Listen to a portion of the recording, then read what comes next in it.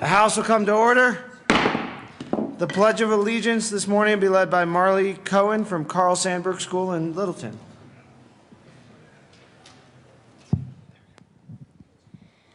Please join me for the pledge. I pledge allegiance to the flag of the United States of America and to the republic for which it stands, one nation, under God, indivisible, with liberty and justice for all. Mr. Kohler, please take the roll.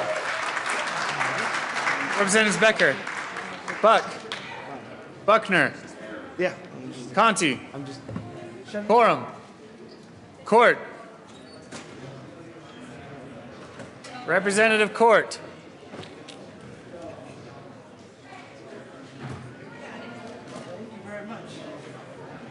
Court, Absent. absent. Del Grosso, Dorr, Duran, Everett, Exum, Fields, Fisher, Foote, Garcia, Gardner, Representative Gardner, Giroux, Janal, Hamner, Holbert, Hollinghorst, Humphrey, Joshi, Kagan, Kraftarp, Labuda, Representative Labuda,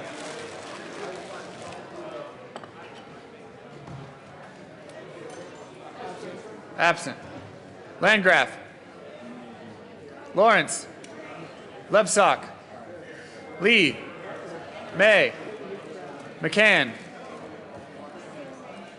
Representative McCann, McLaughlin, McNulty,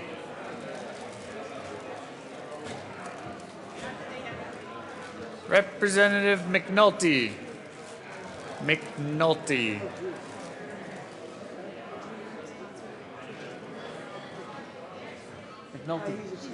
excused. Melton, Mitch Bush, Moreno, Murray, Navarro, Nordberg, Pabon, Peniston, Pedersen, Primavera, Priola, Rankin, Rosenthal, Ryden, Sane, Salazar, Representative Salazar, absent. Schaefer, Scott, Singer, Sonnenberg, Stevens, Representative Stevens, Representative Labuda is present.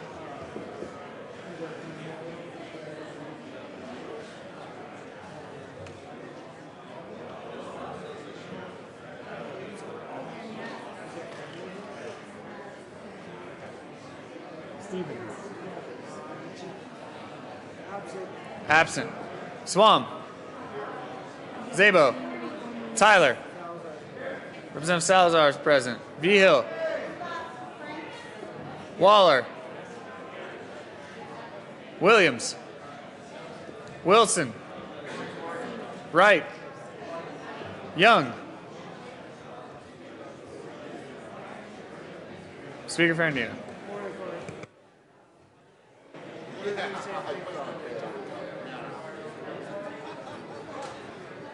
Who is that? What do we have for you? We're missing Stevens and Court. Stevens and Court? Yeah. Let's see if I see. What? Court was here. So what are we at? 62, 1 and 2? Yeah. With 62 members present, 1 excused and 2 absent, a quorum is present. Representative Wright. Good morning, Mr. Speaker. I move that the reading of the Journal of Tuesday, April 8th be dispensed with and that it be approved as corrected by the Chief Clerk. That was a boring motion. You've heard the motion. All those in favor say aye. Aye. All those opposed, no. No. The ayes have it. The motion is adopted. Members, please return to your desks for consideration of a memorial.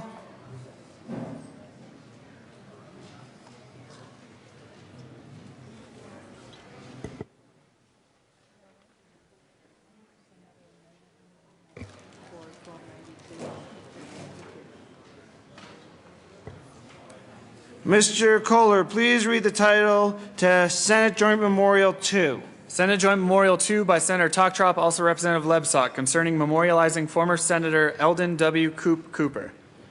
Representative Lebsock. Thank you, Mr. Speaker, and I move Senate Joint Memorial 002 and ask that it be read at length. Whereas our respected former colleague, Senator Eldon W. Coop Cooper, departed this life on April 16, 2013, at the age of 86. And whereas he was born on February 20th, 1927, on his father's homestead at Kendrick, Colorado, before severe drought led his family to pack up its wagons and livestock and head north to Marino, Colorado in 1932. And whereas Senator Cooper was a veteran of World War II, having been inducted into the Army at Fort Logan, Colorado, and serving in the Philippines, where he also lost a dear brother. And whereas, for his actions in the war, Senator Cooper received the Asian Pacific Theater Ribbon, the Victory Medal, and the Good Conduct Medal, and quickly rose from the rank of private to that of technician 4th grade, just below sergeant. And whereas he married the love of his life, Mary Jo Scheidegger, in Fort Collins in 1947, and they remained together for 62 years until her passing in 2009. And whereas Senator Cooper was appointed by Vacancy Committee in 1968 to represent House District 4 in Adams County and continued to serve in the House as the representative for House District 30 in Denver until 1974. And whereas Senator Cooper was then elected to the Colorado Senate, serving Senate District 18 until 1978. And whereas, as a member of the General Assembly, Senator Cooper served on the Game, Fish, and Parks, Health, Welfare, and Institutions, Labor and Employment Relations, Appropriations, Business Affairs and Labor, Education, Wildlife, Parks, Natural Resources and Energy, and Agriculture, Natural Resources, and Energy Committees, as well as serving on the Joint Budget Committee. And whereas Senator Cooper was the working man's friend, promoting workers' safety and collective bargaining rights as a leader in the Denver Area Labor Federation, as an international representative for United Automobile, Aerospace, and Agricultural Workers, and as president of the Colorado AFL-CIO. And whereas one of Senator Cooper's proudest legislative achievements was the creation of the Senior Citizens Lifetime Fishing License, Senator Cooper's father, Samuel Cooper, was issued the first license of its kind. And whereas after leaving the General Assembly, in addition to continuing his fight for workers' rights, Senator Cooper served on the Colorado Division of Wildlife and was appointed by President Jimmy Carter as Assistant Director for the Department of Labor, Western Region.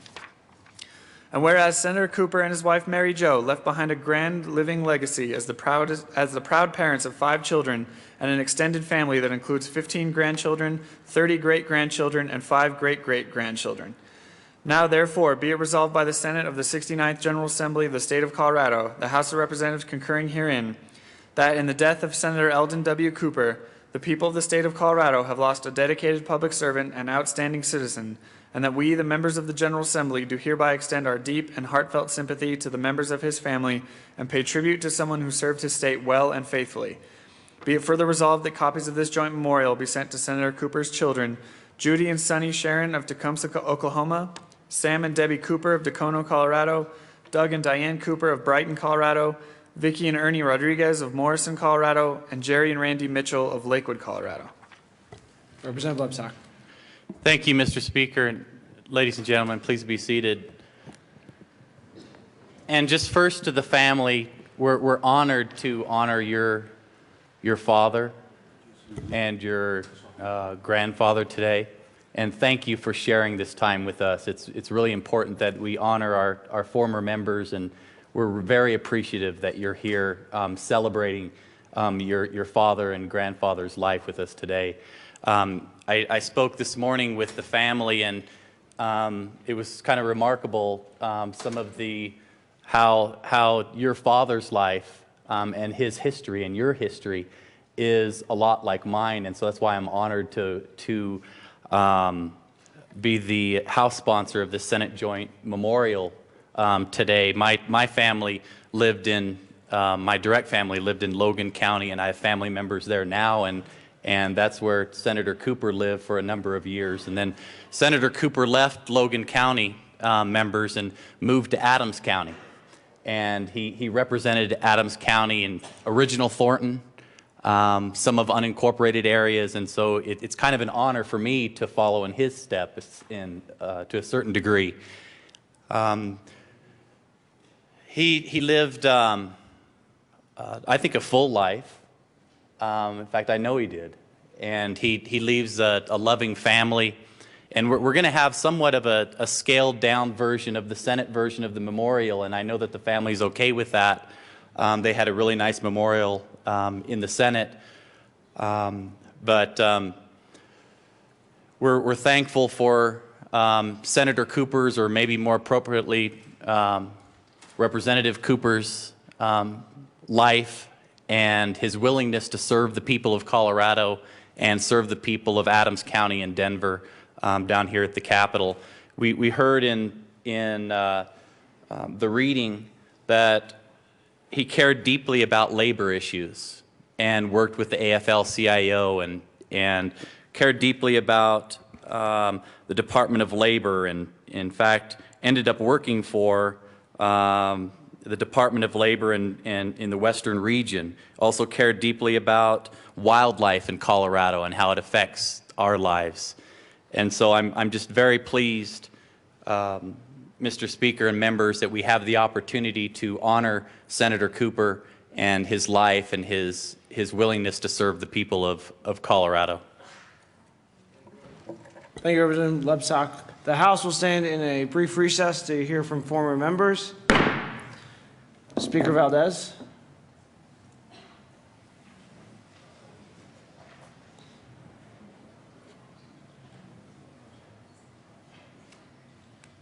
Thank you, Mr. Speaker and members of the House. I had the honor and privilege of addressing the family over on the Senate side a week and a half ago, and I'm honored to be here again to talk about Alden, who served in this House for 6 years before he went over and served very well in the Senate.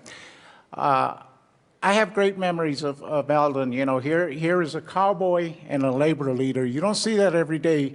Alden was very, very conservative in a lot of ways. He really was, depending on the issue, very liberal on the other hand. I can tell you that Alden was very forceful when it came to protecting the rights of working people. That was his mainstay. He was a great orator. People hated to tangle with Alden in the well over an issue, but I'll tell you, physically, nobody ever wanted to tangle with that cowboy. He was fit, and of course he was a peaceful man, but very forceful in the way that he addressed his colleagues and addressed the issues that he was concerned about. You know, Alden was like the rest of the people when I came in here, very open to new people that came in, and I'm sure that happens today. It was very important to me coming in as a freshman when Alden was here, and the help that he gave me, just like Bob Jackson and other people did to me when I first came in. I appreciated that then, and I still appreciate that now, because it did a lot for me in my career in the legislature and afterwards. I want to say to the family that they can be very proud of the service that Alden did for this state. He represented his constituents of Adams County very well, and also all of the people of Colorado. He had a great legislative career, and I know that he had a great life, and I'm just honored, Mr. Speaker and members, that you give me these few minutes to honor one of my former colleagues. Thank you very much. Thank you, Speaker Valdez. The House will come back to order. Is there any further discussion? Seeing none, Mr. Kohler, please open the machine, and members, please proceed. Please proceed to vote on Senate Joint Memorial 2.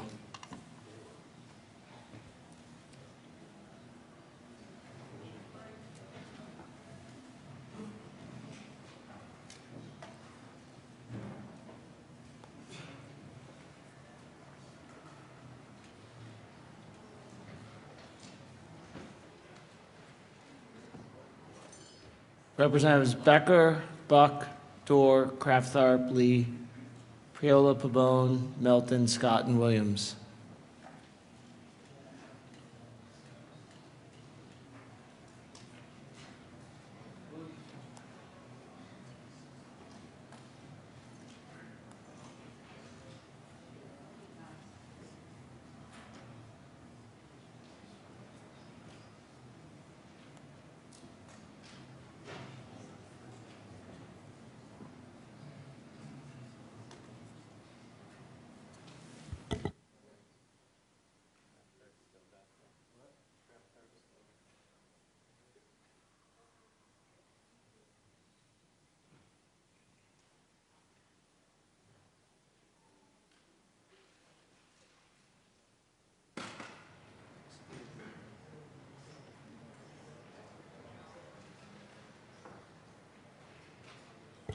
Close the machine. With 62 aye votes, 0 no votes, 3 excused, and 0 absent, Senate Joint Memorial 2 is passed.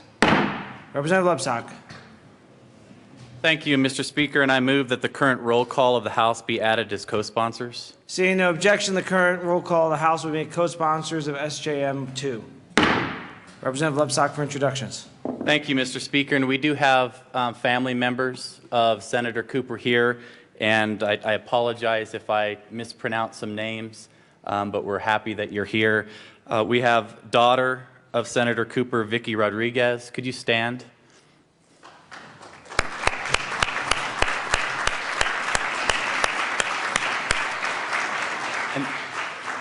And then if we could just hold the applause for the rest of the family. If the rest of the family could stand, we have great-grandson Elanu Rodriguez.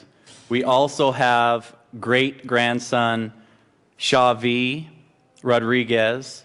Also, Jerry Mitchell, daughter of Senator Cooper, and her husband, Randy.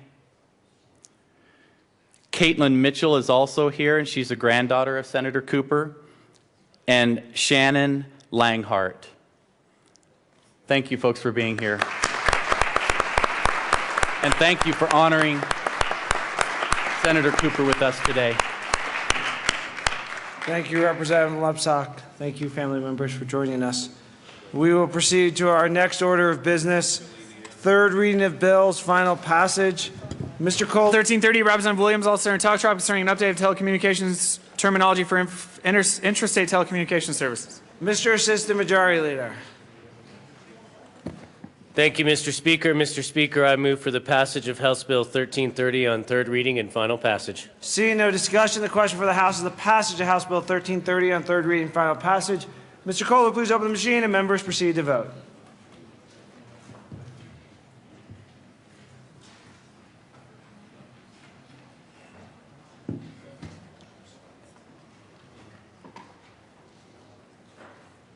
Representative Hollenhorst.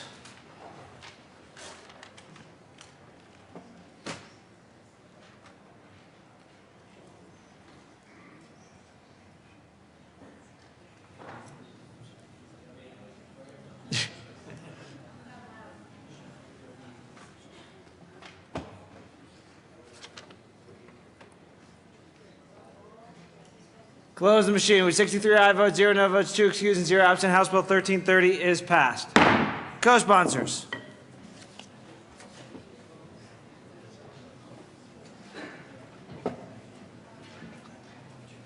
Close the machine. Mr. Kohler, please read the title to House Bill 1327. House Bill 1327, Representatives Williams and Murray, also Senator Sheffel and Talk Shop concerning measures to expand the deployment of communication networks in connection with enacting the Broadband Deployment Act. Mr. Assistant Majority Leader. Thank you, Mr. Speaker. Mr. Speaker, I move for the passage of House Bill 1327 on third reading and final passage. Seeing no discussion, the question for the House, the passage of House Bill 1327 on third reading and final passage. Mr. Kohler, please open the machine and members proceed to vote.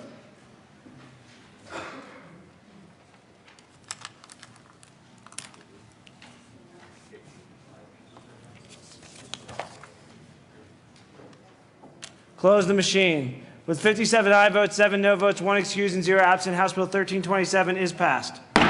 Co-sponsors.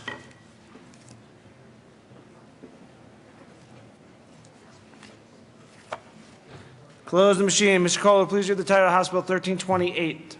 House Bill 1328 by Representatives Williams and Quorum, all Senators Nicholson and Crowder, concerning the deployment of broadband in unserved areas of Colorado through a grant making from monies allocated from the Colorado High Cost Support Mechanism in connection with making appropriation. Mr. Assistant Majority Leader.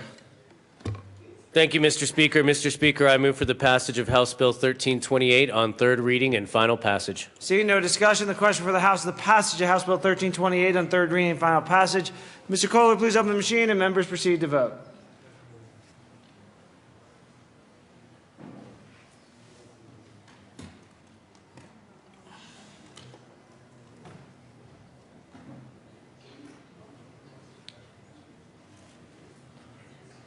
Close the machine. With 46 aye votes, 47 aye votes, 17 no votes, 1 excused and 0 absent, House Bill 1328 is passed. Co-sponsors.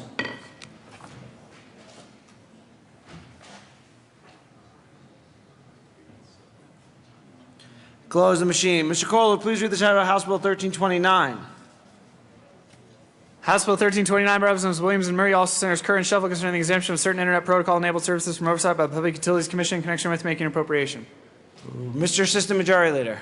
Thank you, Mr. Speaker. Mr. Speaker, I move for the passage of House Bill 1329 on third reading and final passage. Seeing no discussion, the question for the House is the passage of House Bill 1329 on third reading and final passage. Mr. Kohler, please open the machine and members, please vote.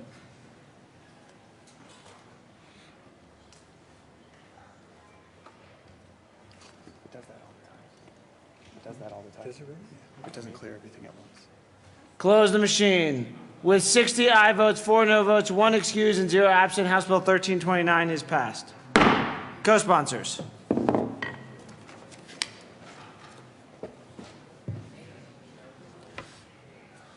Close the machine. Mr. Kohler, please read the title of the House Bill 1331.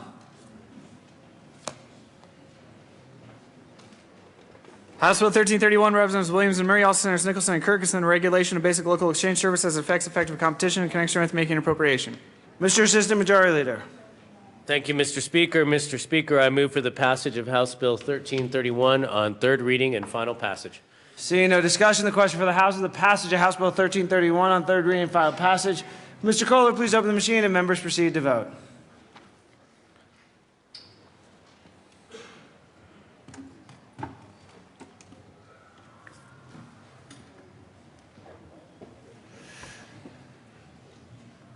Close the machine. With 50 aye votes, 14 no votes, 1 excused, and 0 absent, House Bill 1331 is passed. Co-sponsors.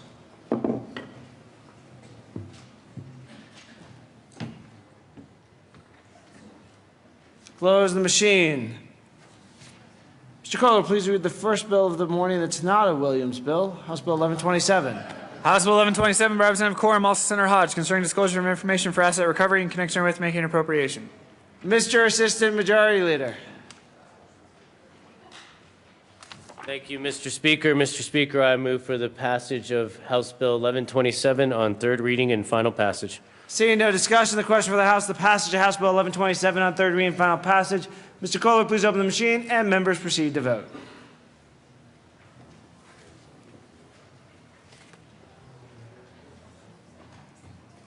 Representatives Becker, Representative Priola. Close the machine. With 64 aye votes, 0 no votes, 1 excused, and 0 absent, House Bill 1127 is passed. Co-sponsors.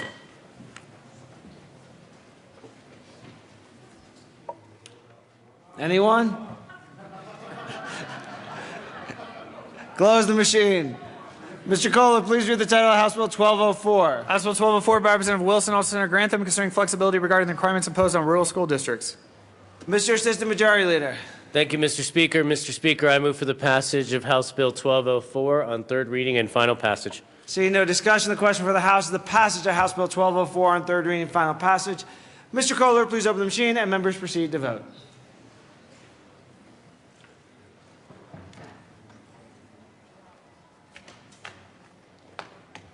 Representatives Gardner. Close the machine. With 64 aye votes, 0 no votes, 1 excused, and 0 absent, House Bill 1204 is passed. Co-sponsors.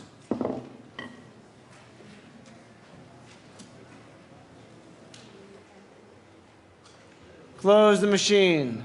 Mr. Kohler, please read the title of House Bill 1338. House Bill 1338 by Representatives May and Giroux, all Senators Hodge and Lambert, concerning planning for the effective use of Colorado's regional centers for persons with intellectual disabilities in connection with making an appropriation. Mr. Assistant Majority Leader.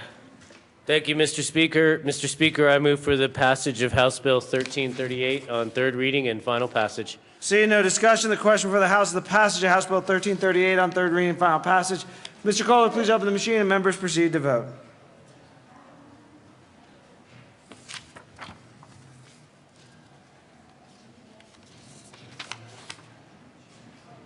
Representative Stevens. Close the machine. With 64 aye votes, 0 no votes, 1 excused, and 0 absent, House Bill 1338 is passed. Co-sponsors. Thank you.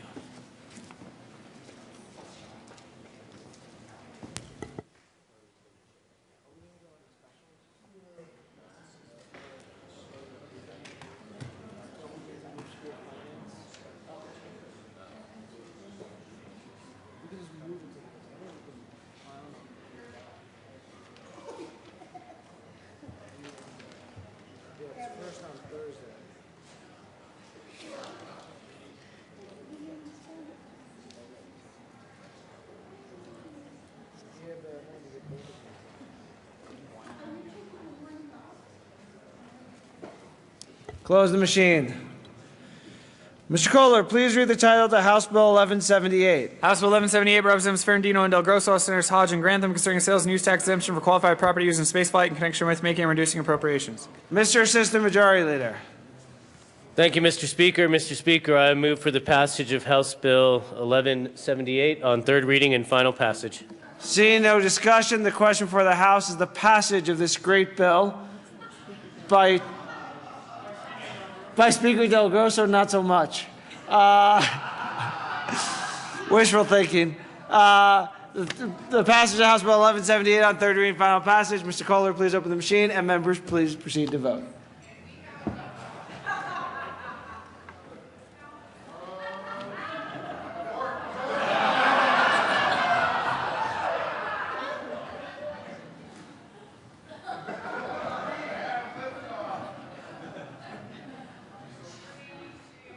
Representative Vigil. Has everyone voted in the way they want to? Close the machine. With 58 aye votes, 6 members who want to be on a lot of committees, 1 excused and 0 absent, House Bill 1178 is passed. Co-sponsors.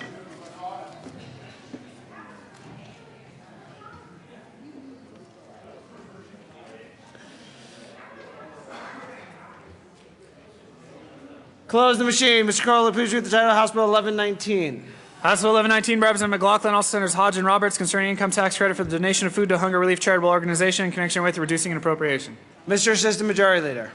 Thank you, Mr. Speaker. Mr. Speaker, I move for the passage of House Bill 1119 on third reading and final passage. Seeing no discussion, the question for the House is the passage of House Bill 1119 on third reading and final passage. Mr. Kohler, please open the machine, and members, please vote.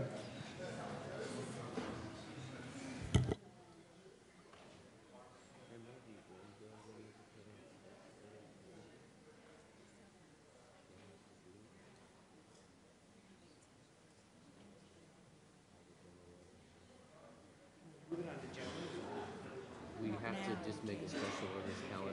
Now you need to make a special orders calendar for everything. Close the machine. With 51 aye votes, 13 no votes, 1 excused, and 0 absent, House Bill 1119 is passed. Co-sponsors.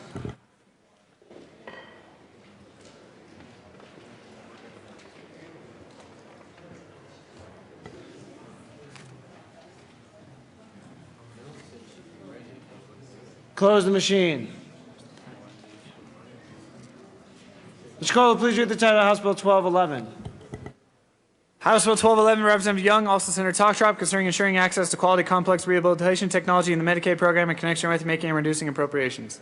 Mr. Assistant Majority Leader. Thank you, Mr. Speaker. Mr. Speaker, I move for the passage of House Bill 1211 on third reading and final passage. Seeing no discussion, the question before the House is the passage of House Bill 1211 on third reading and final passage. Mr. Kohler, please open the machine, and members proceed to vote. That's what you're supposed to do.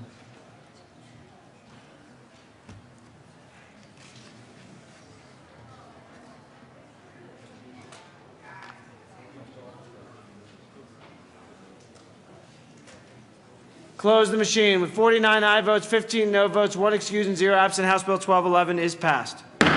Co-sponsors.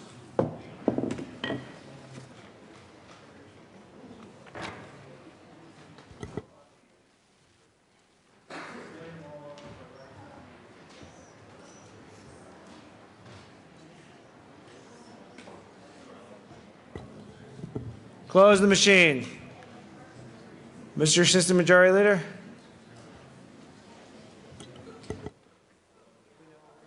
Yeah, we'll just yeah, we're ready to do Mr. Assistant Majority Leader.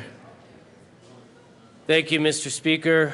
Mr. Speaker, on the date of April 9th at 9:39 a.m., I move for the following bills to be set as special orders.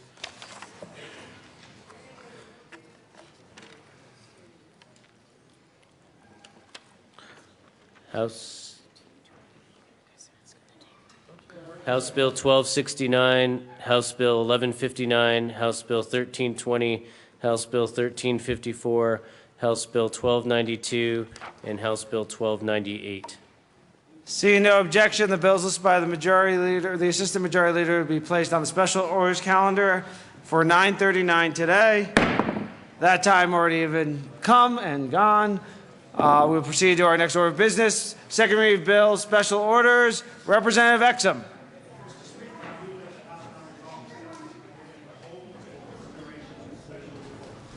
You've heard the motion. Seeing no objection, the House will resolve itself in the committee hold for consideration of special orders. Representative Exum will take the chair.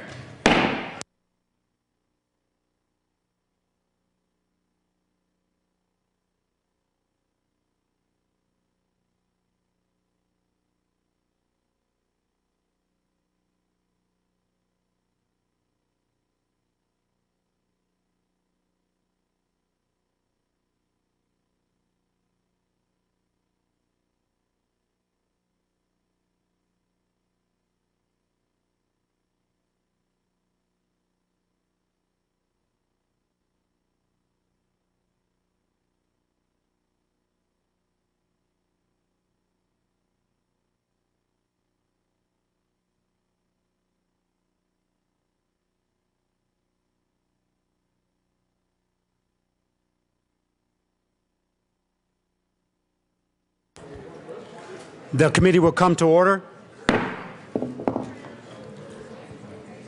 With your unanimous consent, the bills will be read by title unless there is a request for reading the bill at length.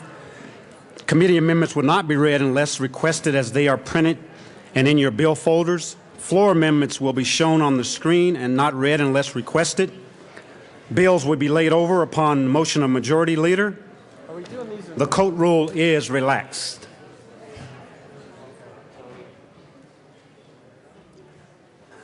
Mr. Assistant Majority Leader. Thank you, Mr. Chair. Mr. Chair, I move to lay over House Bill 1269, 1159, and 1320 to the end of the calendar. Seeing no objection, the bills 1269, House Bill 1269, 1259, and 1320 will be laid over as requested by the Assistant Majority Leader.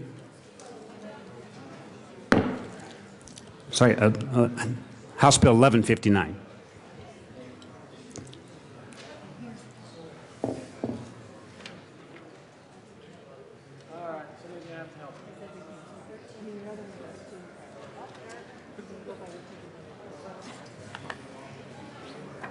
Okay.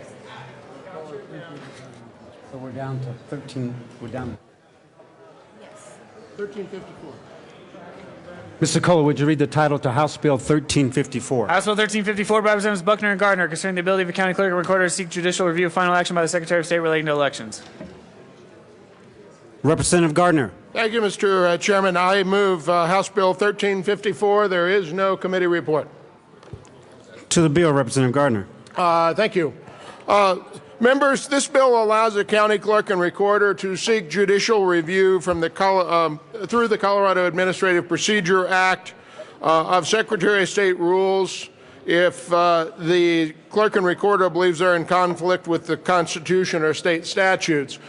This was thought to be the law until a recent court case.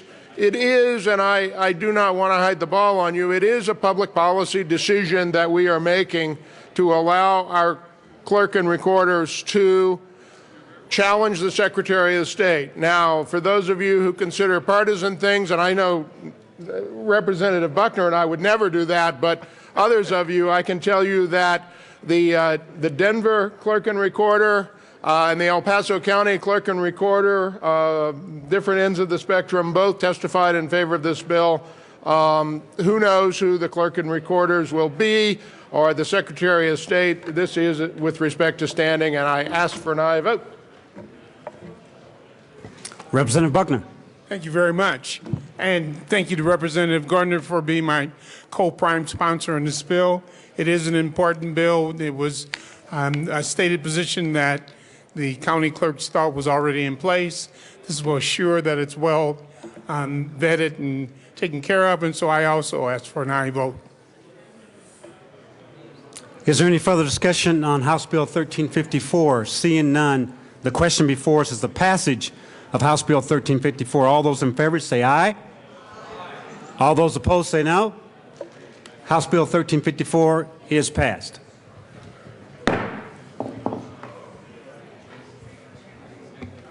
Mr. Kohler, please read the title to House Bill 1292. House Bill 1292, Representatives Hamner and Murray, also Senator Johnson, concerning monies allocated to state elementary and secondary public school system in connection with creating the implementation fund, implementing average daily membership as a method for continuing enrolling students, requiring increased reporting of use of public monies in public schools, increasing the funding for public school capital construction, increasing the funding expectations for English language learner programs, increasing the funding for the Colorado READ Act, and making an appropriation. No. Thank you, sir. Representative Hamner. Thank you, Mr. Chair. And colleagues, I move House Bill 1292 and the reports from the Appropriation Committee and the Education Committee. To the Appropriations Report, Representative Hamner. Thank you, Mr. Chair. And colleagues, House Bill 1292, as you know, has been a work in progress since before session began this year.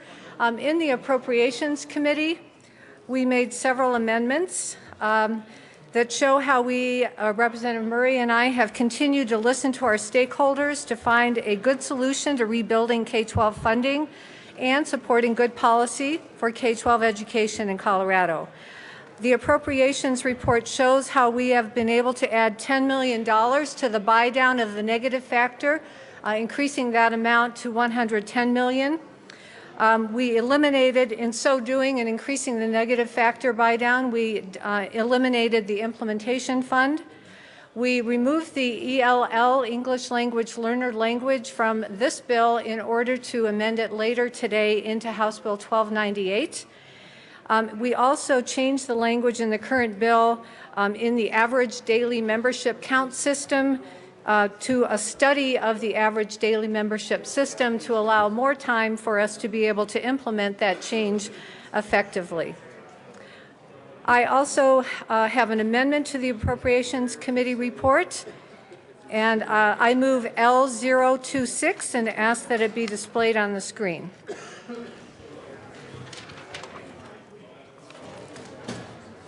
Amendment L026 has been properly moved and is now displayed on the screen. To the amendment, Representative Hamner. Thank you, Mr. Chair. And L026 was recommended by staff. It's a technical amendment to the Appropriations Committee report. Since we're using state education fund dollars to conduct the average daily membership study, this is standard language that makes sure that using state education fund dollars is in alignment with our state constitution, and I ask for your support of L026. Is there any further discussion on Amendment L026? Seeing none, the question before us is the adoption of Amendment L026. All those in favor say aye. Aye. All those opposed say no. The ayes have it. Amendment L026 is adopted. Representative Hamner, back to the Appropriations Report. Thank you, Mr. Chair. I ask for your support and approval of the Appropriations Committee report. Is there any further discussion on the Appropriations Report? Representative Hobart. Thank you, Mr. Chair. I move L024 and ask that it be displayed.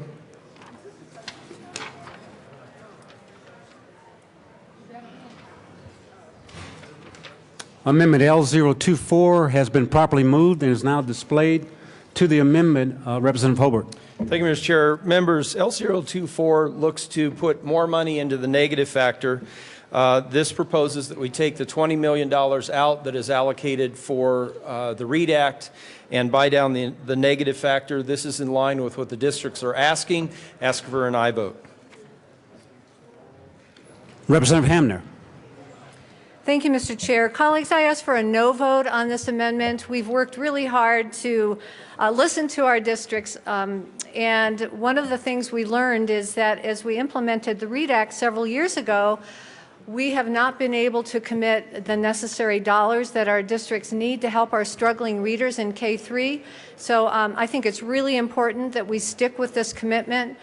Allocating these dollars, as per this amendment, results in a very small net gain to districts when we have an impact, the opportunity to make a really significant impact for struggling readers. So again, I ask for a no vote. Thank you. Representative Sonnenberg. Let's see you. You're fine. Thank you, Mr. Chair. And members, this is actually a great amendment. What this does is says local school districts,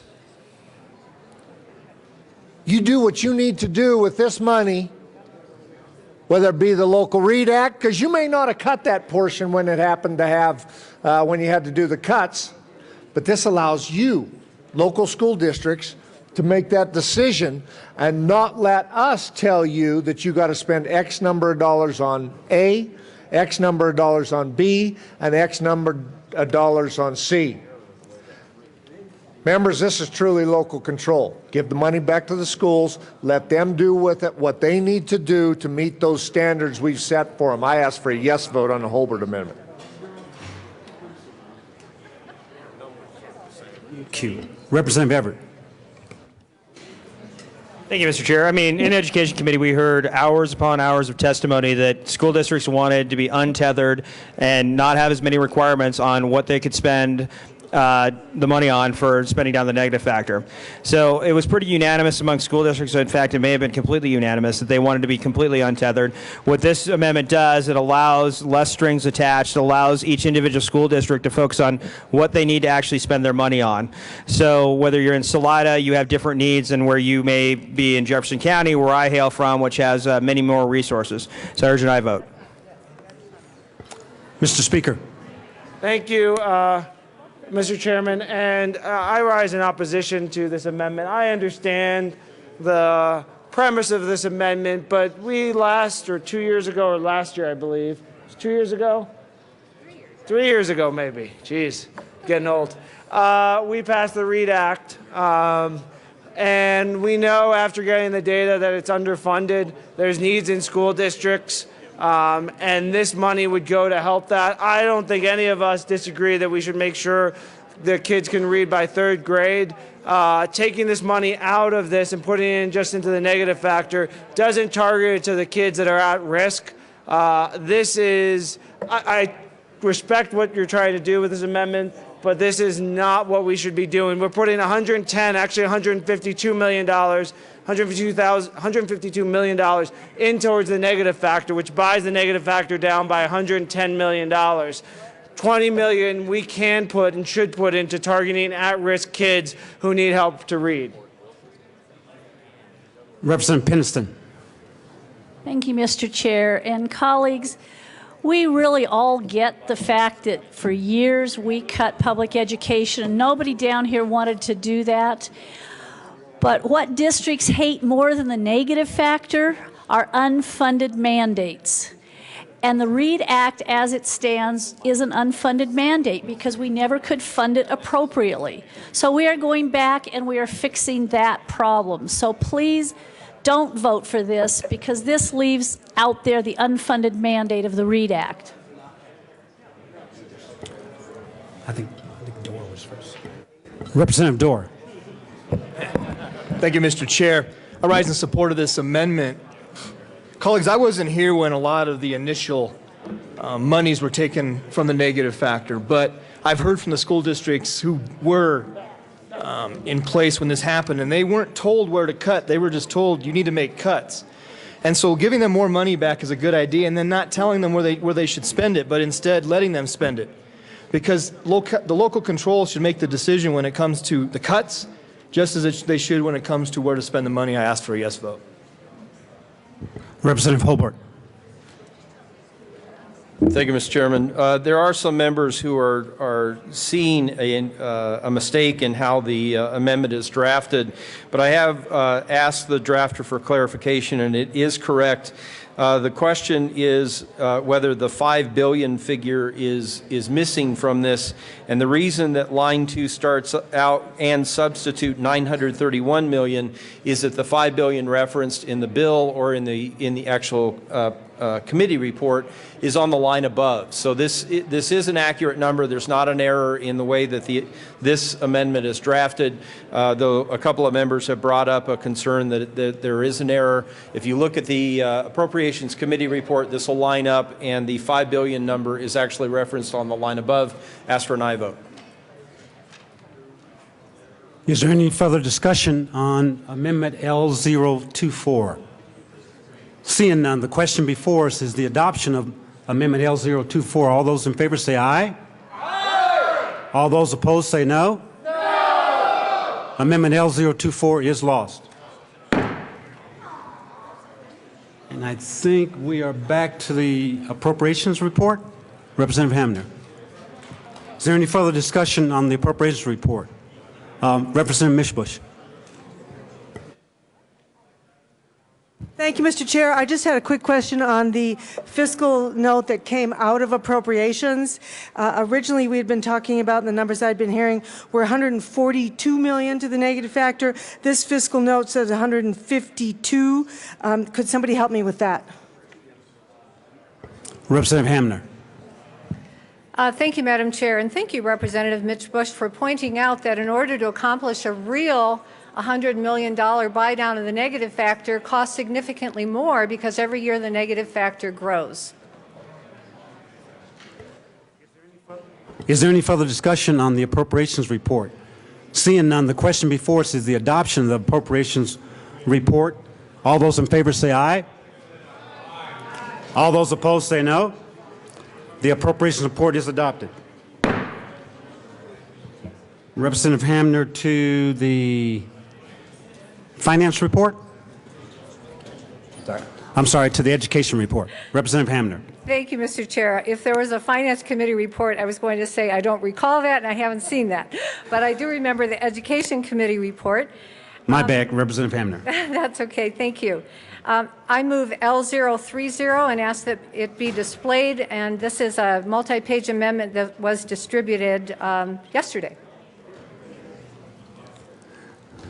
The amendment has been properly moved and is now displayed.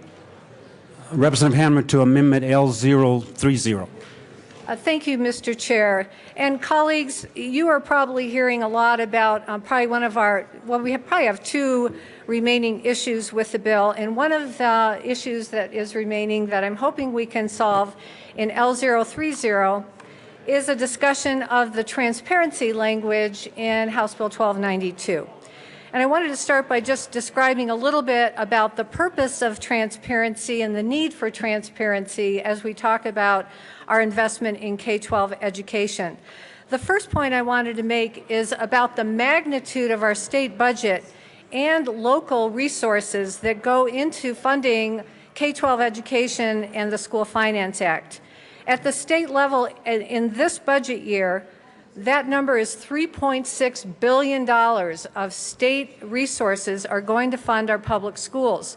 At the local level, that number is nearly $2 billion.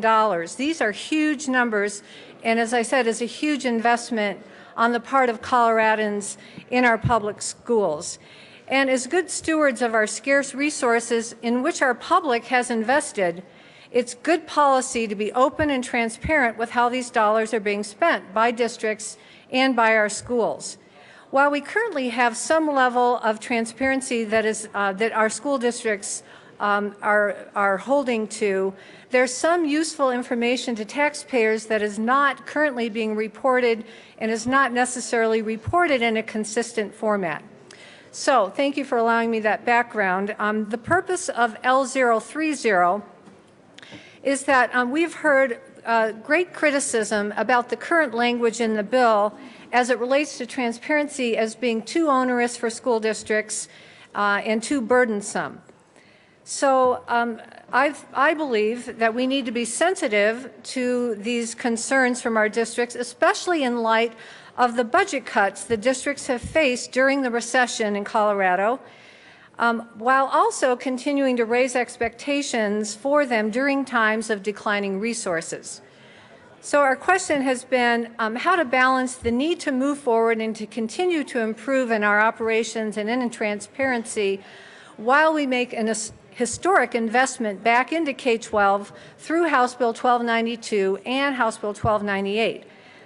And just so that we understand how many dollars we're talking about being newly invested into K-12 on top of what I mentioned earlier, is that if House Bill 1292 passes, we will be investing an additional $180 million in K-12, and on top of that, $40 million in marijuana excise tax revenue for facilities. And if the school finance bill passes this year, we'll have an additional $272 million invested in K-12 for a grand total of nearly $500 million of new revenues to our schools. And I'm really proud to have been part of that. So L030 changes from our current language in the bill to address some of the concerns we've heard from our school districts and stakeholders. Number one, it removes the requirement that district centralized costs be displayed at each school. So in other words, the current law would take, for example, superintendent's salary and then show that as a portion allocated to each school. When you start thinking about the reasonableness of that kind of display, it really doesn't make a lot of sense, especially given the varying size of school districts. Secondly, it assures that the system to be developed to display transparency will have stakeholder input through the FPP, and the FPP is the Financial Policies and Procedures Committee that is already in place, that is represented by many of our school districts and also includes a diverse collection of school districts throughout the state. The amendment L030 also includes the reporting of revenue that schools receive. Many times schools receive gifts, grants, or donations, and I think it's just fair to our public that they know the real dollars that are coming into our schools, so I think that's a good change. It also assures that small districts, particularly districts that are made up of one school, only have to do one report. So that was a good catch on our part. It also assures that the intent of the transparency language is to have minimal impact on school districts. And finally, as we move into a new system, L030 explains how we phase out some of the current transparency language. And I ask for your support of L030. Is there any further discussion on L030? Representative Mishbush. Thank you, Mr. Chair. Thank you, Representative Hamner. Since I just got this, as we all did late last evening, I have some questions that may be dumb questions.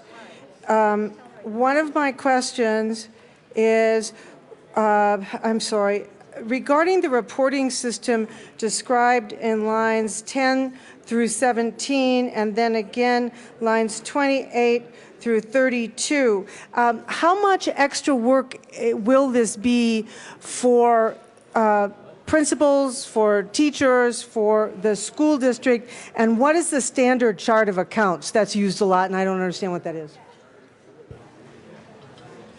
Representative Hamner. Thank you, Mr. Chair, and thank you for the questions. You know, the intent of L030 is to have minimal impact, as minimal impact as possible at the school level. There would be either through the department or an RFP process developing the system that would make sure that hope of the amendment becomes reality. The standard chart of accounts is the reporting system that's currently used by every school district. So this is a reporting system that districts are familiar with. It's not a new reporting system, so that makes it a little easier for them to embrace this new level. Embrace might be a strong verb. To move to this new way of thinking about transparency. Thank you, Representative Hamner. Representative Sonnenberg. Well, thank you, Mr. Chair. As I look at this, more transparency, I'm looking, for example, right now at Marino School District, which has all 3 schools in one building. And I'm looking down through what they are already putting on their website. Check history for May. Check history for April. Check history for March. Credit card statements, April. Credit card statements, March. So now, if I understand correctly, you don't like the way they're doing it. They put all of that out. Anybody in the world knows how to read a bank ledger. And anybody, well, I won't say anybody, maybe I don't. My kids apparently don't sometimes, but that's another story. But if you have all of this information, now you want them to present it a different way? Is that what I'm hearing? It's got to be presented in a way that's different from just putting it out there? Obviously, nobody wants to listen and answer that question, but the point of the matter is, we're not against transparency. We have required transparency. I don't know what else you want these school districts to do. For crying out loud, they put their credit card statements on.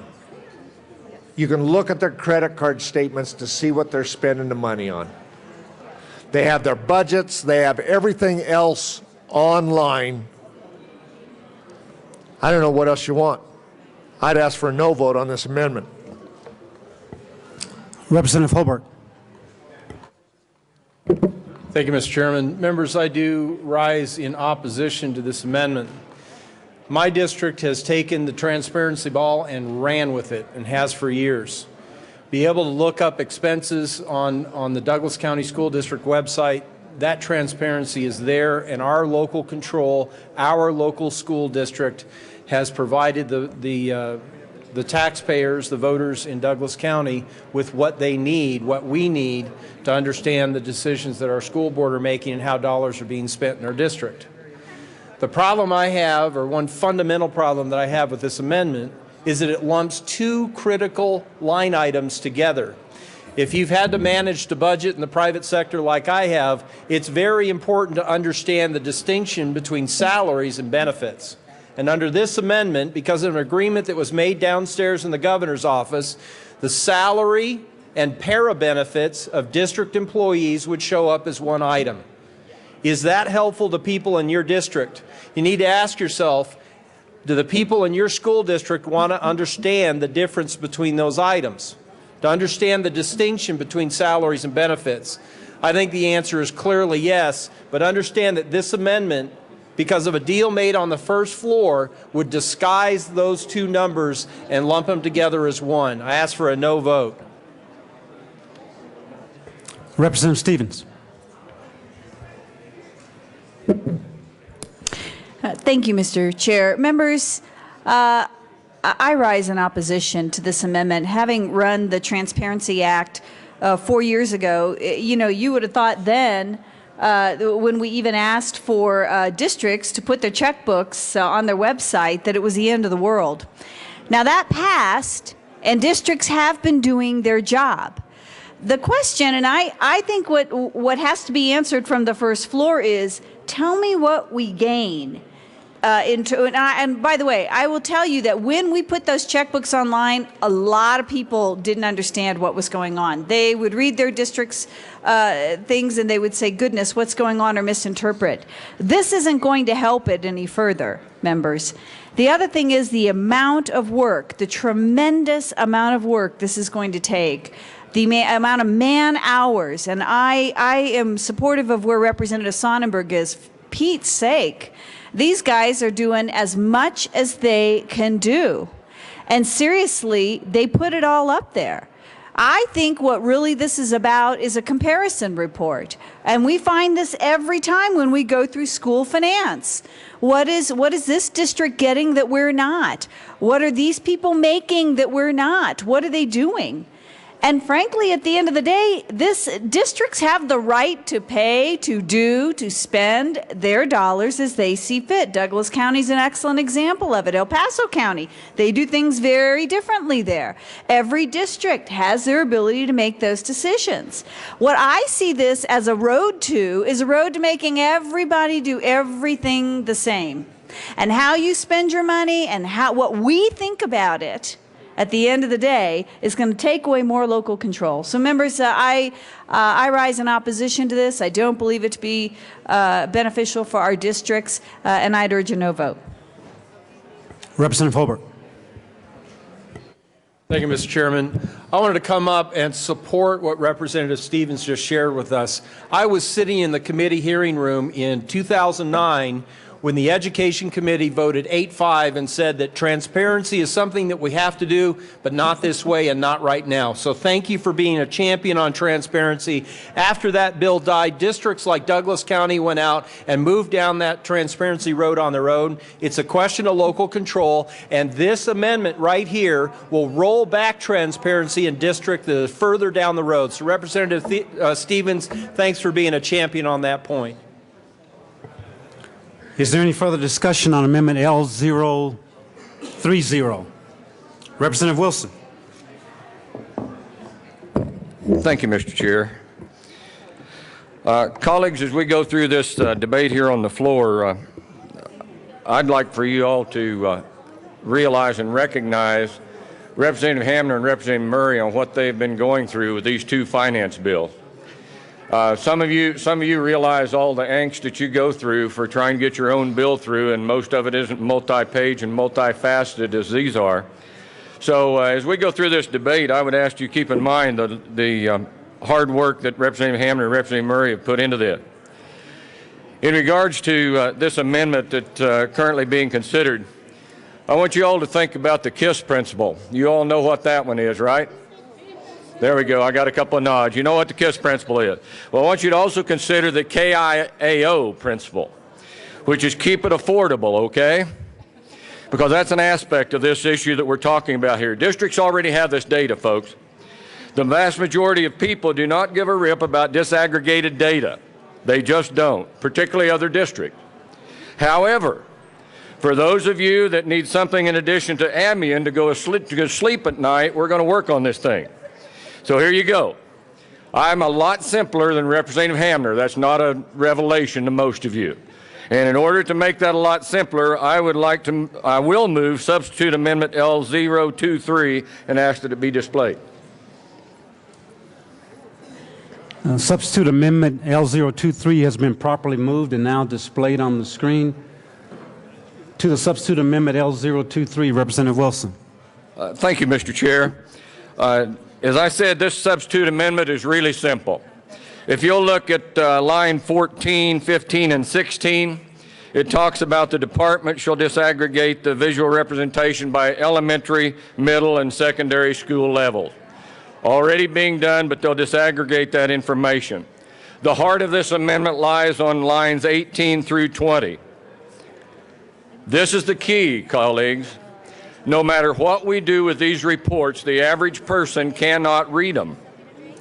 So lines 18 through 20 says specifically it's uniform and consistent so that members of the public can compare revenue and expenditures across the local education providers, and on line 21, 22 to be readable and understandable by a lay person.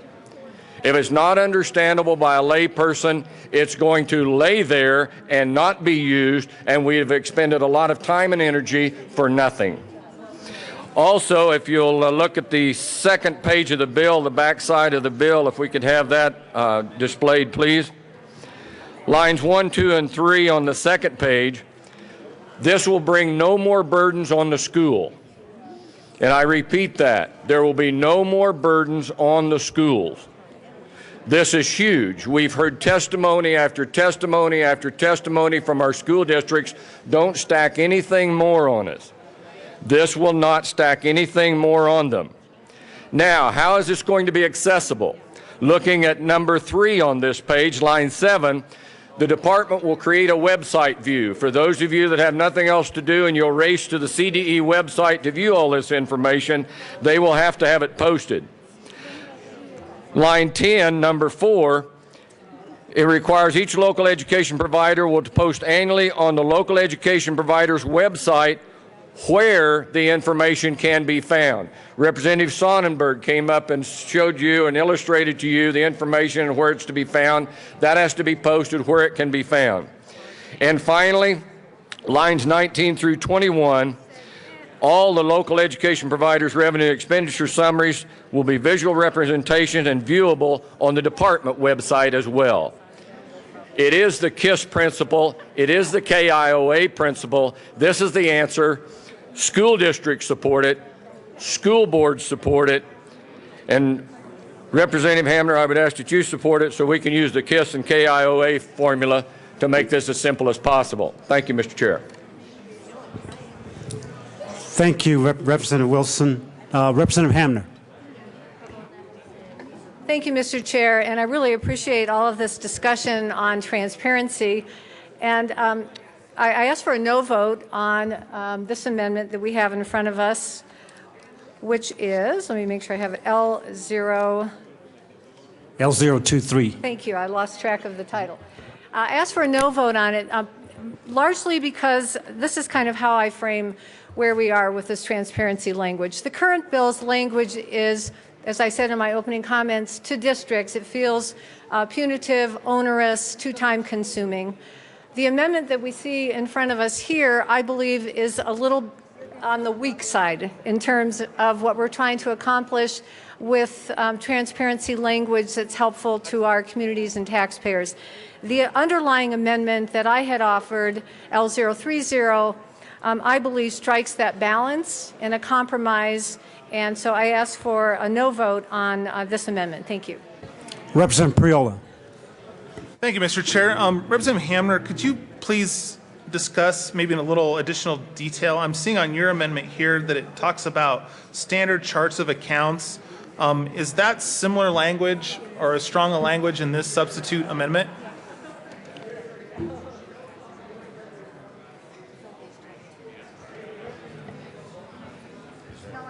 Is there any further discussion on the substitute amendment L023? Members. Mr. Minority Leader, Representative Del Grosso. Thank you, Mr. Chair. Members, we just heard from Representative Hamner talk about how the original language in the bill was too onerous for school districts. She brings an amendment that does not change that in any way, shape, or form. So her amendment is still just as onerous on the districts as it is. The only thing her amendment does is it strikes out collecting transparency on pay and benefits. Now, if we want to actually pass the amendment that's supported by the school boards and the school districts, Case and Casby, they support this Wilson amendment. So if you're wanting to vote to make it less onerous for the districts, that is where you need to vote. So I urge an aye vote on the Wilson amendment. Is there any further discussion on the substitute amendment L023? Representative Zabel. Thank you, Mr. Chair. And I would like to move L032, which is an amendment to Representative Wilson's L023. Thank you, members. And basically what this does, it just puts the language back in. It does a couple things for the charter schools. It has the district authorizer of charter schools give an account to the actual charter school. Madam Assistant Minority Leader, would you move your amendment first, please? I did, but I'll move it I'm again. sorry, I didn't hear you. I move L032, an amendment to Representative Wilson's L023. Okay, my apologies to Amendment L023. No worries. We'll just start over and call it all good. Basically, what this amendment does is it brings the language back in for the charter schools, and it asks the district authorizer to give an account to the charter school of how much the cost of actually educating a special ed student. So it would let them know if you send 4 special education students to a district school, this is how much it costs. And then part 2 of it is it has the district also give the charter schools an account of how much of the mill levy money was given to the actual charter school. I asked for an aye vote on L032. Representative Hamner. Thank you, Mr. Chair. And colleagues, what's interesting is that I support this language, and it's in the underlying amendment. So that's a couple layers down. Amendment L030, the underlying amendment, makes sure that the language about charter schools stays in state statute. And so I fully support the language. However, I don't support the amendment because it's not necessary if L030 passes. Thank you. Madam Assistant Minority Leader, Representative Zabel. Thank you, Mr. Speaker. And you're exactly right, Representative Hamner. But if that amendment doesn't pass, I want to make and L023 passes, I want to make sure that that language is in there. So it's kind of another layer to make sure that the charter schools get that transparency. Representative Priola.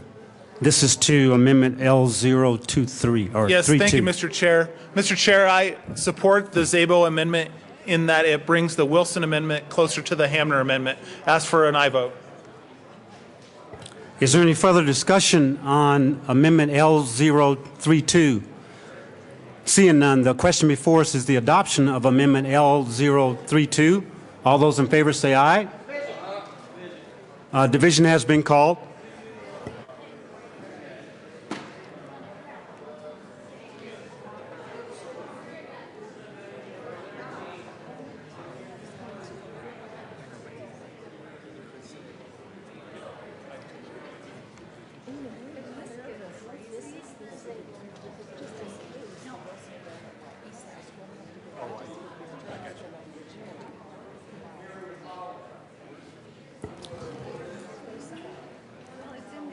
A division has been called. All those that are not eligible to vote, please be seated in the chamber.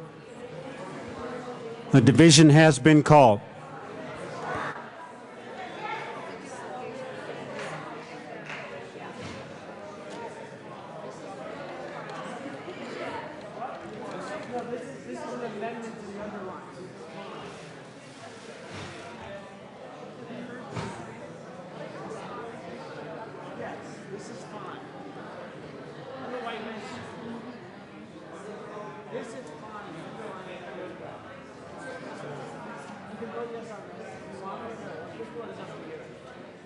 Because this is in Millie's other line too. So it's hard to vote no on language you're going to vote for later.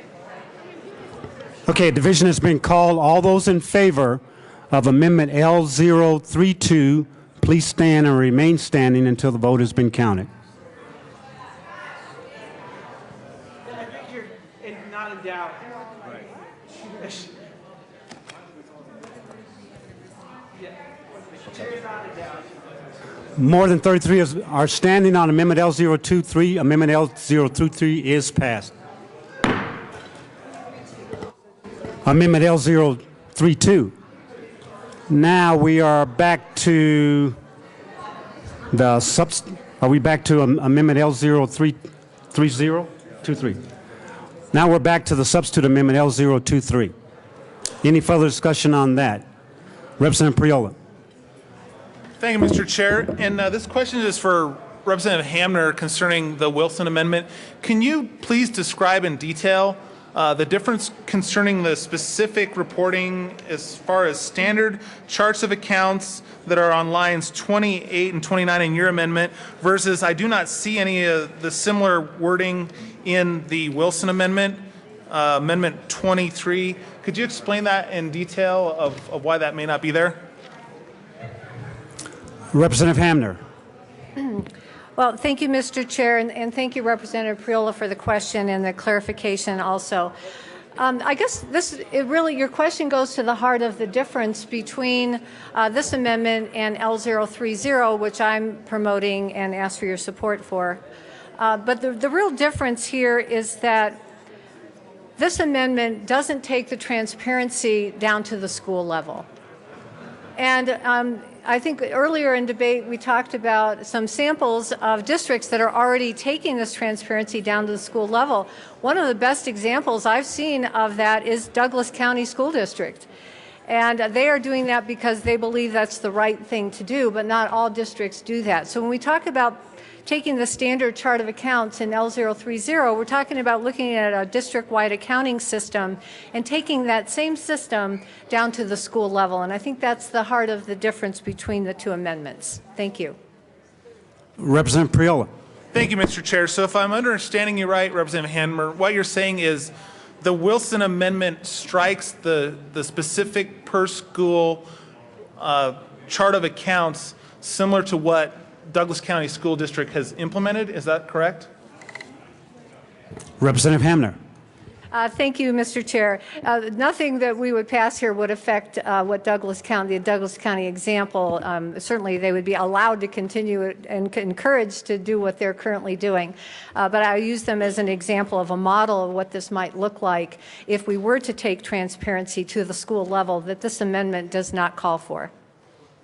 Representative Priola. Thank you, Mr. Chair. So I think what you're also alluding to is the fact that if the Wilson amendment makes it onto the bill, then parents in, say, a region won't be able to compare district to district, school to school if the Wilson amendment is adopted. Is that correct? Representative Hamner. Thank you, Mr. Chair. I would say yes, unless districts have chosen to make that information available at the school level. It wouldn't be available and certainly wouldn't be available in a way that is presented in a similar and consistent fashion. Is there any further discussion on the substitute amendment L023? Representative Wilson. Thank you, Mr. Chair. I appreciate that. Colleagues, I would point out Representative Hamner, in speaking to Representative Szabo's amendment, made my point. She said buried somewhere in L030 is the charter language. That's the problem we run into here in this chamber. Everything is buried. This substitute amendment is simple. It allows for things at the local level and for the State Department of Education to use those things compiled at the local level to put together the information for the state. That's the way it should be. So again, I say, folks, remember the KISS principle and the KIOA principle.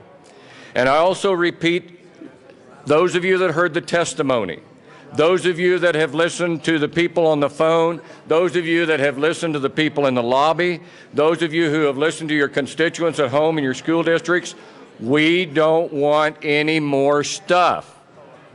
Don't give us any more stuff.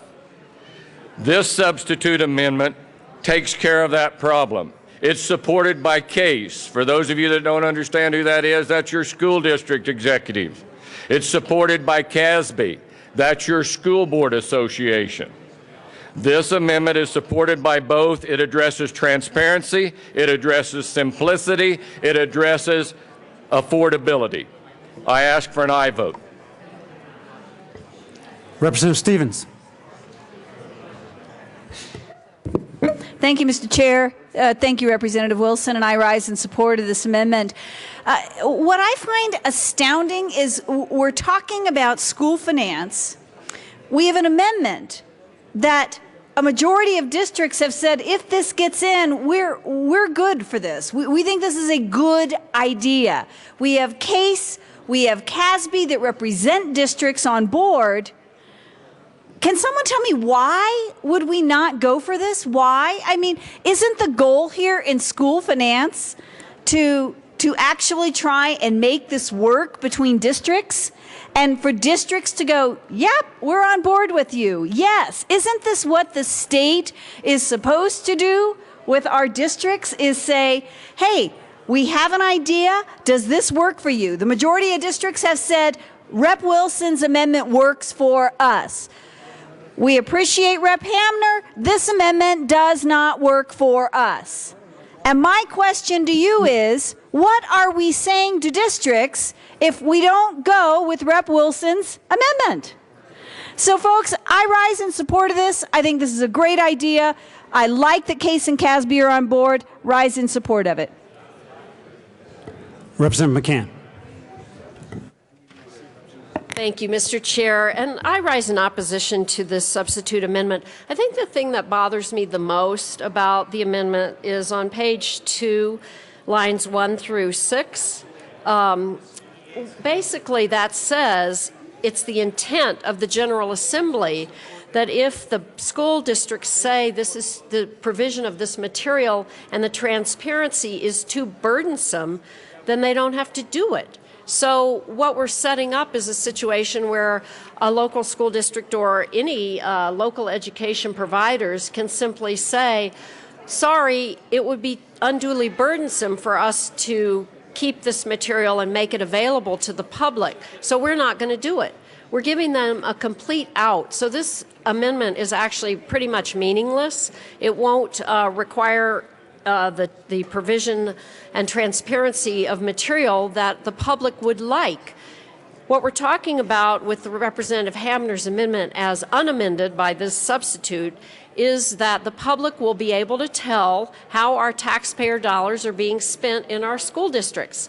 That's what our constituents would like us to do. So this amendment, the substitute amendment, basically is meaningless. So I would ask for a no vote. Representative Hobart. And we are still on amendment, substitute amendment L023. Thank you, Mr. Chairman. Members, I would ask you to listen to your local school district. As the only member, I believe, thus far who has actually voted no on the Student Success Act, at least on the Education Committee, I've heard from local districts and representatives, superintendents, school board members from around the state who have said, thank you for listening to us. Thank you for listening to the local control representatives of our 178 school districts. If you want to do what your school district wants done, you will support this amendment. With this amendment, I may actually become a yes vote on Student Success Act. I need to see what else is there, but this amendment brings me closer to being able to vote on that bill. If that bill, when it was introduced, was supposed to be a bipartisan omnibus way to come together on education issues, then this is the final test. With this amendment, we have a bill that pays down negative factor, takes the strings away, and does what your superintendents and your school boards are begging you to do. And that is, don't make the decision here as to what's right on your school district and the other 177. Listen to the people who are defined in our state constitution as having the authority to decide what's right for your school district. And that's not us. That's not 65 of us here in this room and 35 across the way. It's not the man downstairs. It's not the 7 people across the way who are elected on the State Board of Education. It's 178 local school districts, and they, the majority of them, almost all of them, want this amendment. And this gets Student Success Act to a point where I may actually be a yes vote. Please bring us together, vote yes on this amendment, do the right thing. Is there any further discussion on substitute amendment L023? Seeing none, the question, division has been called.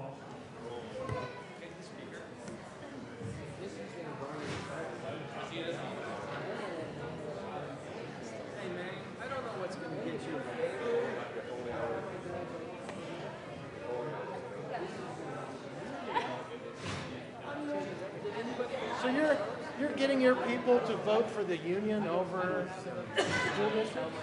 You have all, you are in charge. You and your friends from Boulder are completely in charge. You could just say time out. Time out. You want kumbaya, you got it.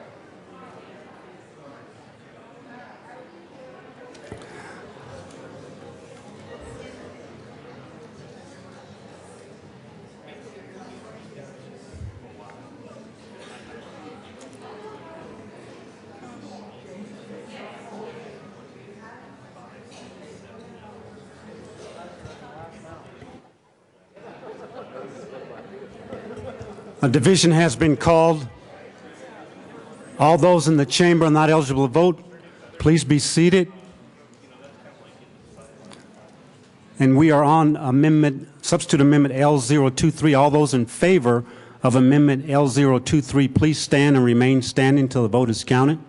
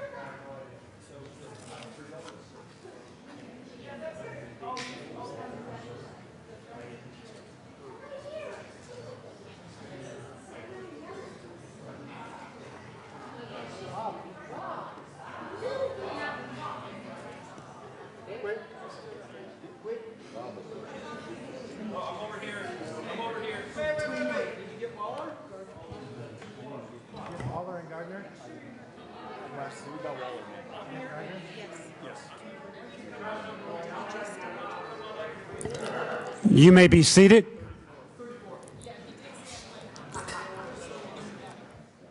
All those opposed to amendment L023, please stand and remain standing until the vote is counted.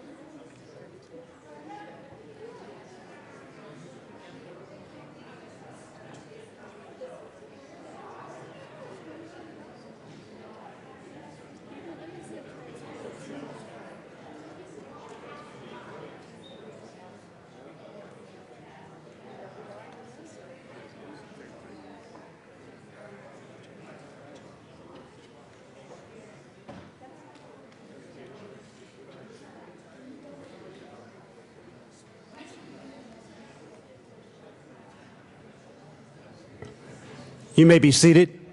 Substitute amendment L023 is lost. Now we're back to amendment L030, I believe. Representative Hamner. Thank you, Mr. Chair. Colleagues, thank you for the great debate on the transparency language. As I said earlier, I believe that L030 strikes a balance in transparency. I'll make another point that we're making a huge investment in K-12 education this year if both school funding bills that we'll be discussing pass. An additional $500 million. I think for that kind of investment, we can ask for a little more transparency. The language that we have in this amendment softens the current language in the bill, and as I said, I think is a great compromise, and I ask for your support. Thank you. Mr. Minority Leader, Representative Del Grosso. Thank you, Mr. Chair. Members, I urge a strong no vote on this amendment. This amendment is not supported by the school districts or the school boards. The problem that we have right now is there's a lot of the transparency language in there is very onerous for the districts. We keep hearing that this amendment will actually take care of that. The only thing this does is it satisfies CEA's desire to not want to know what payroll and benefits are. That's the only piece that this takes out. So all the onerous pieces that are still on the districts are still in there. So if we're going to make it onerous for the districts, we need to make it onerous for the teachers union as well. So I urge a no vote on this amendment. Representative Pedersen. Thank you, Mr. Chair. Well, I would also say that we should do this, don't forget, for the charter schools, because the charter school language is also in this amendment, and that's why we all voted for it on Representative Wilson's former amendment, because we wanted to make sure the charter schools got what they wanted. So the charter schools are in favor of this amendment. Representative Conti. Thank you, Mr. Chair. Members, I stay in constant contact with my school district on these matters.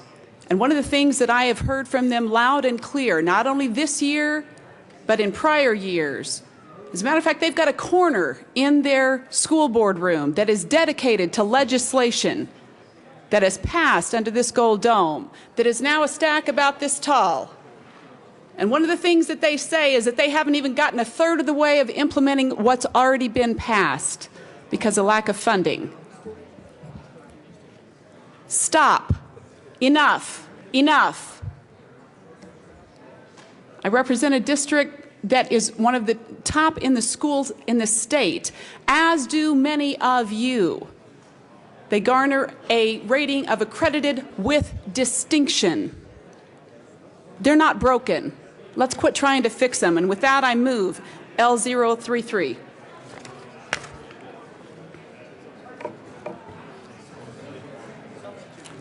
This is an amendment to the current amendment.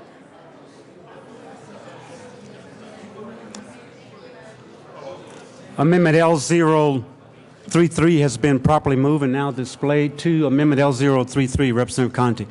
Thank you, Mr. Chair. Members, Amendment L33 simply states that if you are accredited with distinction, that you are exempt from this site-level reporting requirement. I would like to read for you, if I may, the list of school districts around the state who have garnered that exemption privilege. Academy 20, Aspen 1, Cheyenne Mountain 12, Hinsdale County 1, Kiowa, Lewis Palmer, Littleton, North Park, Ouray, Plateau, Platte Canyon, Ridgeway, Salida, Steamboat Springs, Telluride, and Weldon Valley. The list of these schools is not bound by any kind of geography. The list of these schools is bound by school districts that have parents that care, parents that have partnered with teachers, and that has elevated them to an accreditation with distinction by the districts. There are 16 of them in last year's results. You may be wondering, what do you have to do? What do you have to accomplish in order to earn this accredited with distinction? I did some investigations on this. Part of it is based on how many of your kids and your composite ACT scores. Part of it is based on the rate of kids that you graduate, your graduation rates. And it's also based on retention, amidst other qualifying factors. I would just say to you, if the school district is not broken, quit trying to fix it. My superintendent has long said to me, just give us the money and hold us accountable for the results. I would submit to you that these districts have proven themselves faithful with the results. Let's quit trying to fix them. And with that, I ask for your support on L033. Representative Hamner. Thank you, Mr. Chair, and thank you, Representative Conti. I asked for a no vote on this amendment, and one of the main reasons why is that if there are districts, and the districts that you highlighted should definitely be congratulated for their great success, but one of the purposes of the transparency is for other districts to be able to go to a single place on a website and find out, well, are they getting those results because of the investment that is being made in their public schools? Are they getting those results because of the amount of money that they're putting into salary and benefits? or are they putting less in administration? It allows for that exact kind of comparison that we're hoping for through more transparency so that districts and taxpayers can learn from each other about what's going well in districts, why it might be going well, and what they might be able to do in their own situation to achieve to the level of some of the districts that were mentioned. So I do ask for a no vote on this amendment. Representative Condi. Thank you, Mr. Chair. Members, I would suggest to you that if I know that the phone lines are always open, the communication doors are always open, and these districts are always happy to share with any district that has questions as to what they're doing to create the success that they have shown. A simple phone call, and I know that they will be happy to share with you what they're doing that is successful. Again, I ask for your support of L033. Is there any further discussion on Amendment L033? Seeing none, the question before us is the adoption of Amendment L033. All those in favor say aye. Aye. All those opposed say no. No. Amendment L033 is lost. Now we're back to Amendment L030. Representative Hamner. Thank you, Mr. Chair. I ask for your support of L030. Is there any further discussion on Amendment L030? Seeing none, the question before us is the adoption of Amendment L030. All those in favor say aye. Aye. All those opposed say no. No. The ayes have it. Amendment L030 is adopted. Representative Hammer, I think we are back to the bill. No? Sorry. To the Education Committee report. Representative Hamner. Thank you, Mr. Chair. I move L031 and ask that it be displayed.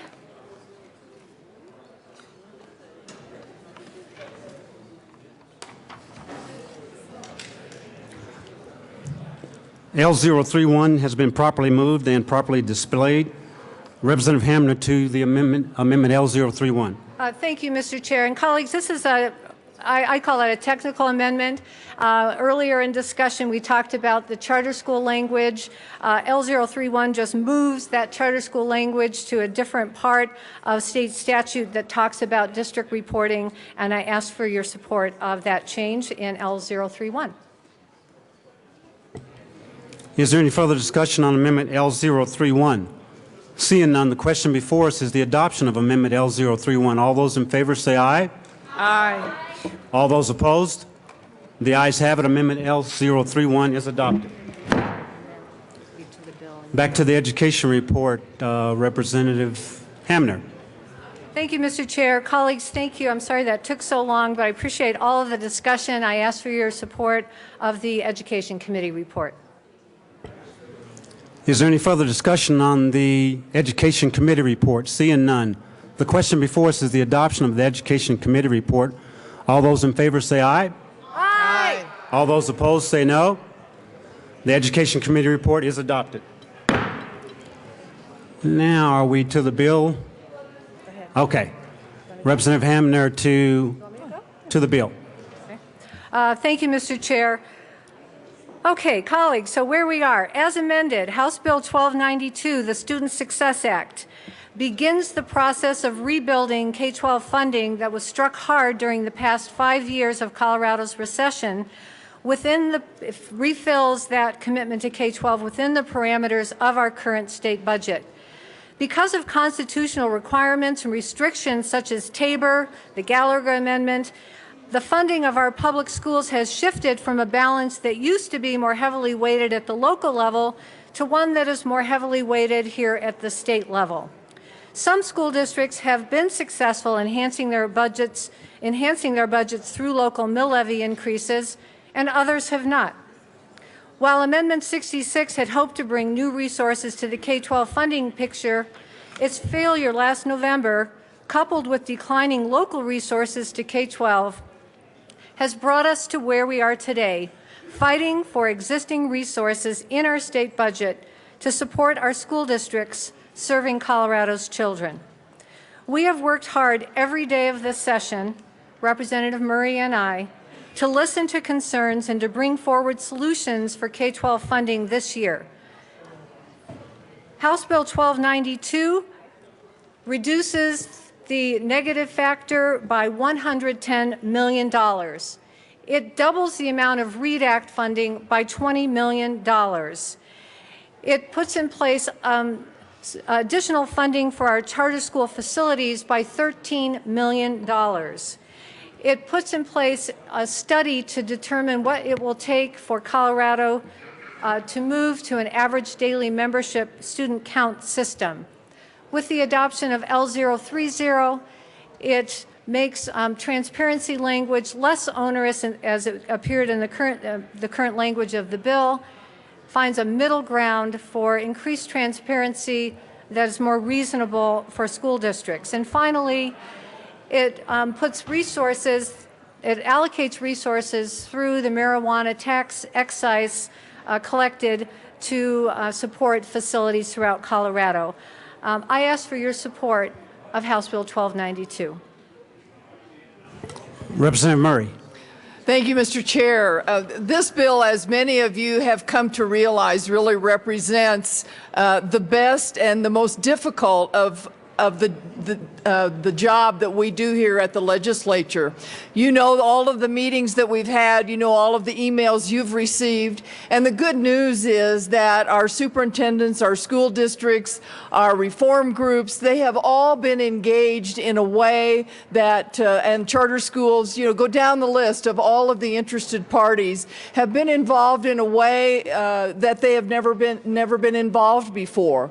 They have an understanding of our budgeting process and what is really in the budget and available than they ever have before. So I think we will look forward and be a little worried about that involvement in the future, but that's the way it's supposed to be. And I delight in their interpreting to us what happens on the ground in their schools as a result of what we do here in their buildings. So thanks to all of those school districts, charters, reform groups, interested parties who have participated in this process, and I think that as a result we have a package that we can all be proud of here in this bill. So I urge an aye vote. Representative Dorr. Thank you. Thank you, Mr. Chair. Members, this legislation has been a lot of hard work put into it. I understand that and appreciate the sponsors for doing that. And part of the process down here is we get an opportunity to make things better. And so with that in mind, I offer L027 and ask that it be properly displayed.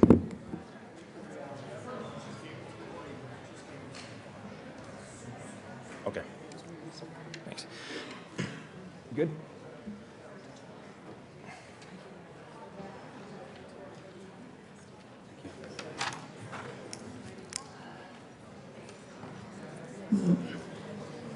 Amendment L027 has been properly moved and properly displayed. To Amendment L027, Representative Dorr. Thank you, Mr. Chair. Members, Amendment L027 is taking some of the monies that would be added to the BEST grant. And the BEST grant historically, which was the brainchild of Speaker Romanoff back in, I think it was 2006-07 legislative session, to give opportunities to schools to either, in many cases, address building integrity issues, address safety of student issues, and being able to use money that could match some of the money the school district could raise. So obviously, when it came to rural school districts, of which Speaker Romanoff did a tour of the state, as I recall, in talking to them what their needs were, and some of the smaller school districts, even in our urban areas, they asked for this type of assistance, and they were given it through the BEST grant.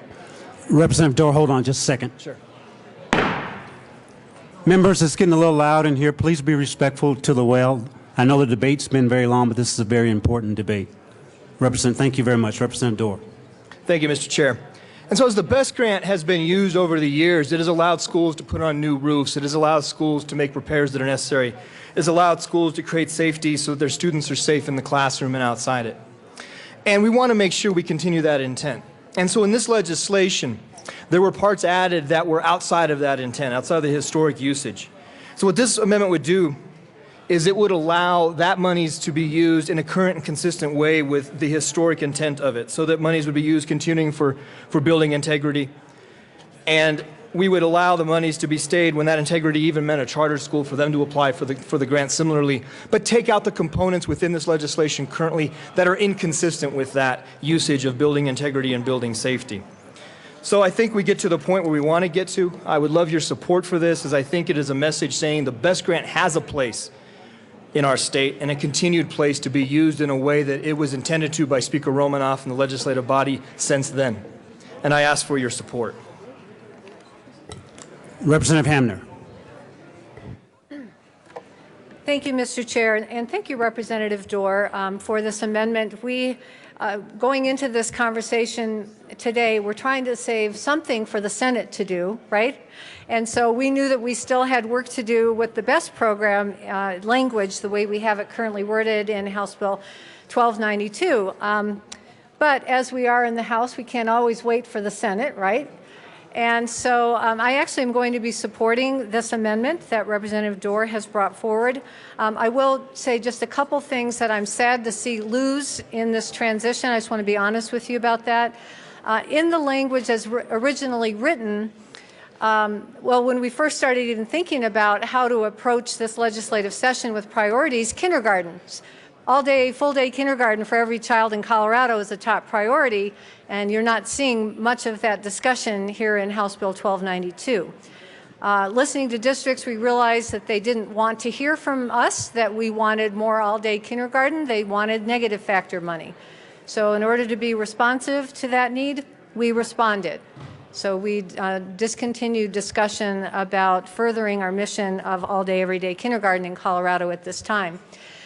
Kind of a trade-off was in this language of the bill around the BEST program. We recognized that some districts weren't ready to expand kindergarten because of a lack of facilities. So the way we had originally written the language in this bill would allow for the additional revenue coming into the state budget through the marijuana excise taxes to be allocated for kindergarten construction. Also, there was $5 million set aside for district technology needs. We know that we have a lot of districts struggling to transition with technology upgrades and needs. So in this amendment, I just want to be honest, we've lost our priority of kindergarten facility funding. We've also lost the $5 million for district technology needs. I will say, back to the investment we've made in the bill through the negative factor buy down, districts still have the opportunity, if they so prioritize, to expand kindergarten. Also, if they qualify through the BEST program criteria, they would be able to apply for BEST program funding for kindergarten facilities. So I just wanted to make it clear, and then to summarize, I'm sorry if you lost my train of thought there, I do support the Dorr amendment. Thank you. Thank you, Representative Hamner. Representative Giroux. Thank you, Mr. Chair. It's nice when the right side of the aisle is having a better time than the left side of the aisle, just so you know that. Are ya? All right. Members, I was going to, and I talked to Representative Hamner, when Speaker Romanoff created the BEST program, and we're trying to decide whether it was in 06, 07, 08, and I guess the chair quiets for Democrats, but he doesn't quiet for Republicans. So I'll kind of talk through this. I don't know, maybe the chair doesn't care about it. Hold on, Representative Giroux. Thank you very much. Members, please take your side conversations off the floor and respect the well. Thank you. Representative Giroux. Thank you, Mr. Chair. I appreciate that bipartisan support for the people in the well. Not a problem. Thank you.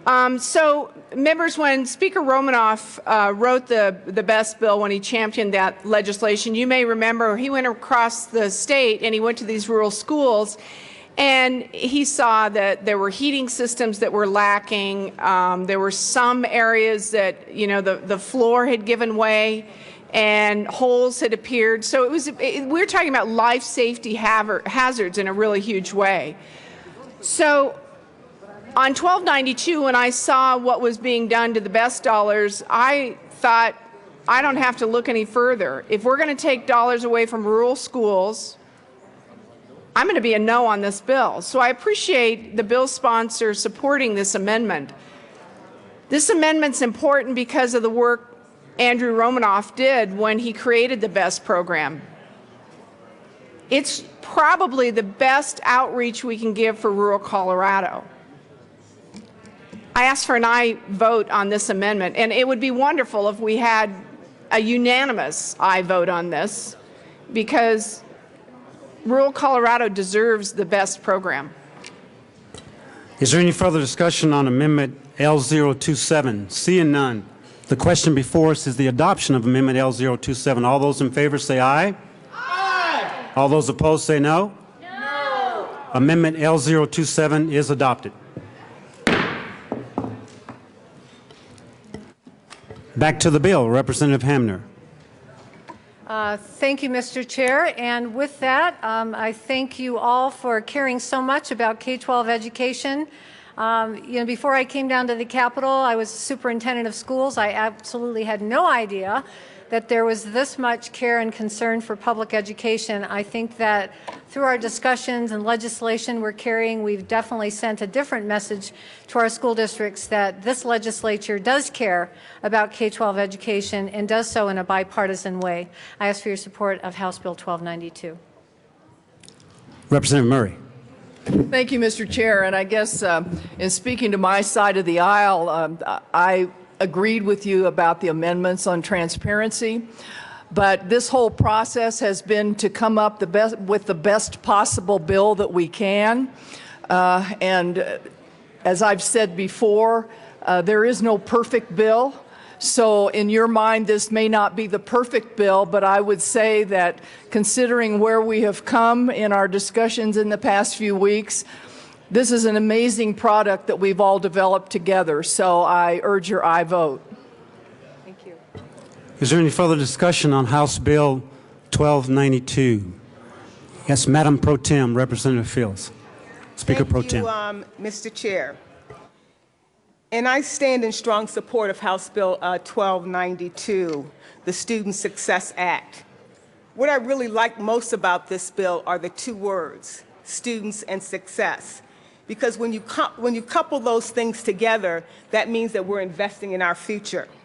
And whenever I have an opportunity to stand for children and to stand for teachers and stand for administrators and counselors and school district, I want to be on that side.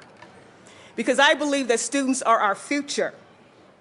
And they're the people and the young people that's going to be fueling our economy in as we move forward. I want to thank Representative Hamner and Representative Murray for their leadership and hard work in bringing forth House Bill 1292 on behalf of the kids in the state of Colorado.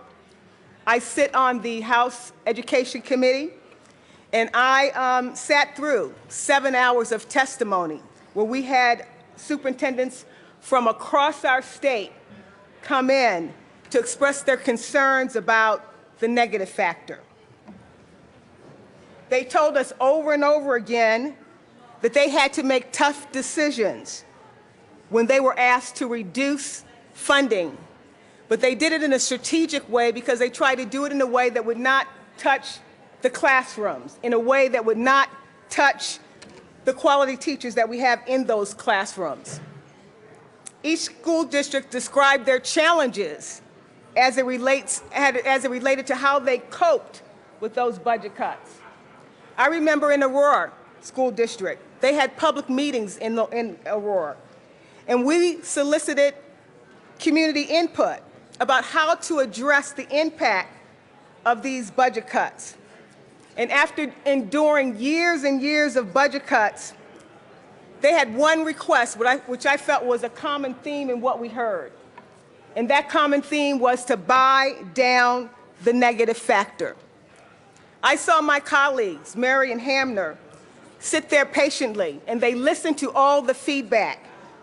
And after listening to all the concerns, they came back with a good bill. So I'm here to tell you that we are in a very good place now, and I believe that we're doing the right thing on behalf of our kids. What I appreciate most about this bill is that we're not cutting funds, we're not reducing funds, we're adding to the future of our kids. And it is about the future generation. We are investing in our children, and when we invest in our kids, we're keeping Colorado moving forward. As you heard, with the combination of these two bills, we're going to be adding close to $500 million into funding for our schools. This is a sure pathway for success for our kids. So members, I urge you to vote yes on House Bill 1292. Thank you, Madam Speaker Pro Tem. Is there any further discussion on House Bill 1292?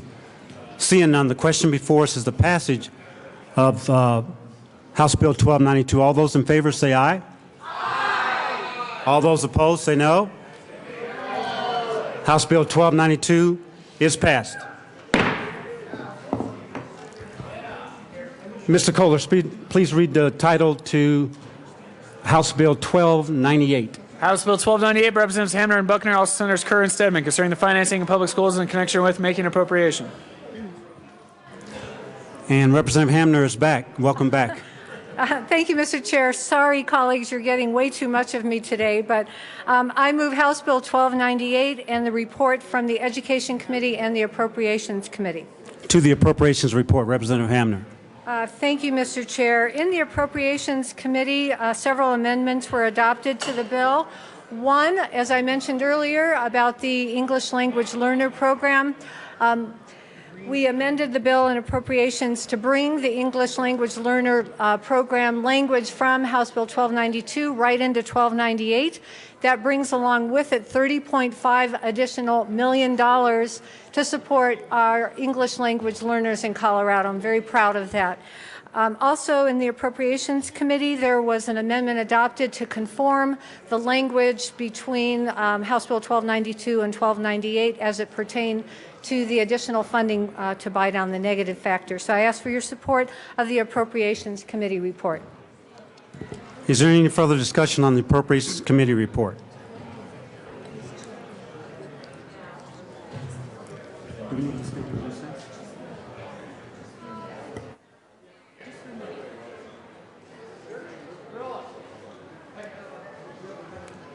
Seeing no. Really? Aren't we voting on the appropriations? Appropriations? Mr. Minority Leader, to the Appropriations report. Representative Del Grosso. Thank you, Mr. Chair. And the Appropriations Committee report, we're obviously moving money around to different places that are in here. And one of the places is there's funding, the appropriations funds the 5,000 slots for the Colorado preschool program. So I guess I'm trying to figure out why we decided to put that, and I'm sorry I wasn't in the Education Committee to say why we were putting those 5,000 slots instead of doing negative factor. Representative Hamner. Thank you, Mr. Chair. And actually, it wasn't part of the Appropriations Committee report. That would be part of the bill, I guess. But, so I can address that question when we're to that part of the discussion, if that's all right.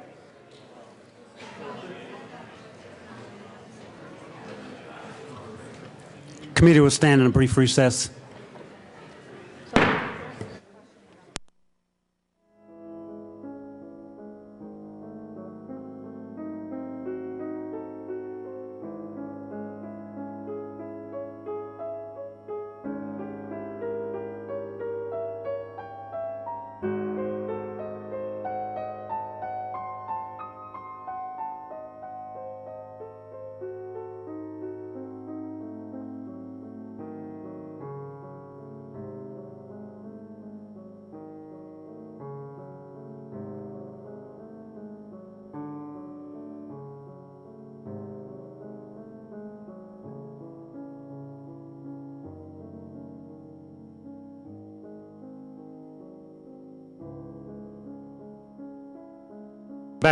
The committee will come back to order. I think we're on the Appropriations Committee report. Representative Hamner. I'll defer to Representative Priola if he has something for. Representative Priola, to the Appropriations Committee report. Thank you, Mr. Chair. I have an amendment to move, so I will move Amendment L008 to the Appropriations Committee report on House Bill 1298 and ask for its display. Members, this is a multi-page amendment. It should be on your desks. It's about 8 pages long. Basically, this... Hold on just a minute, Representative Priola.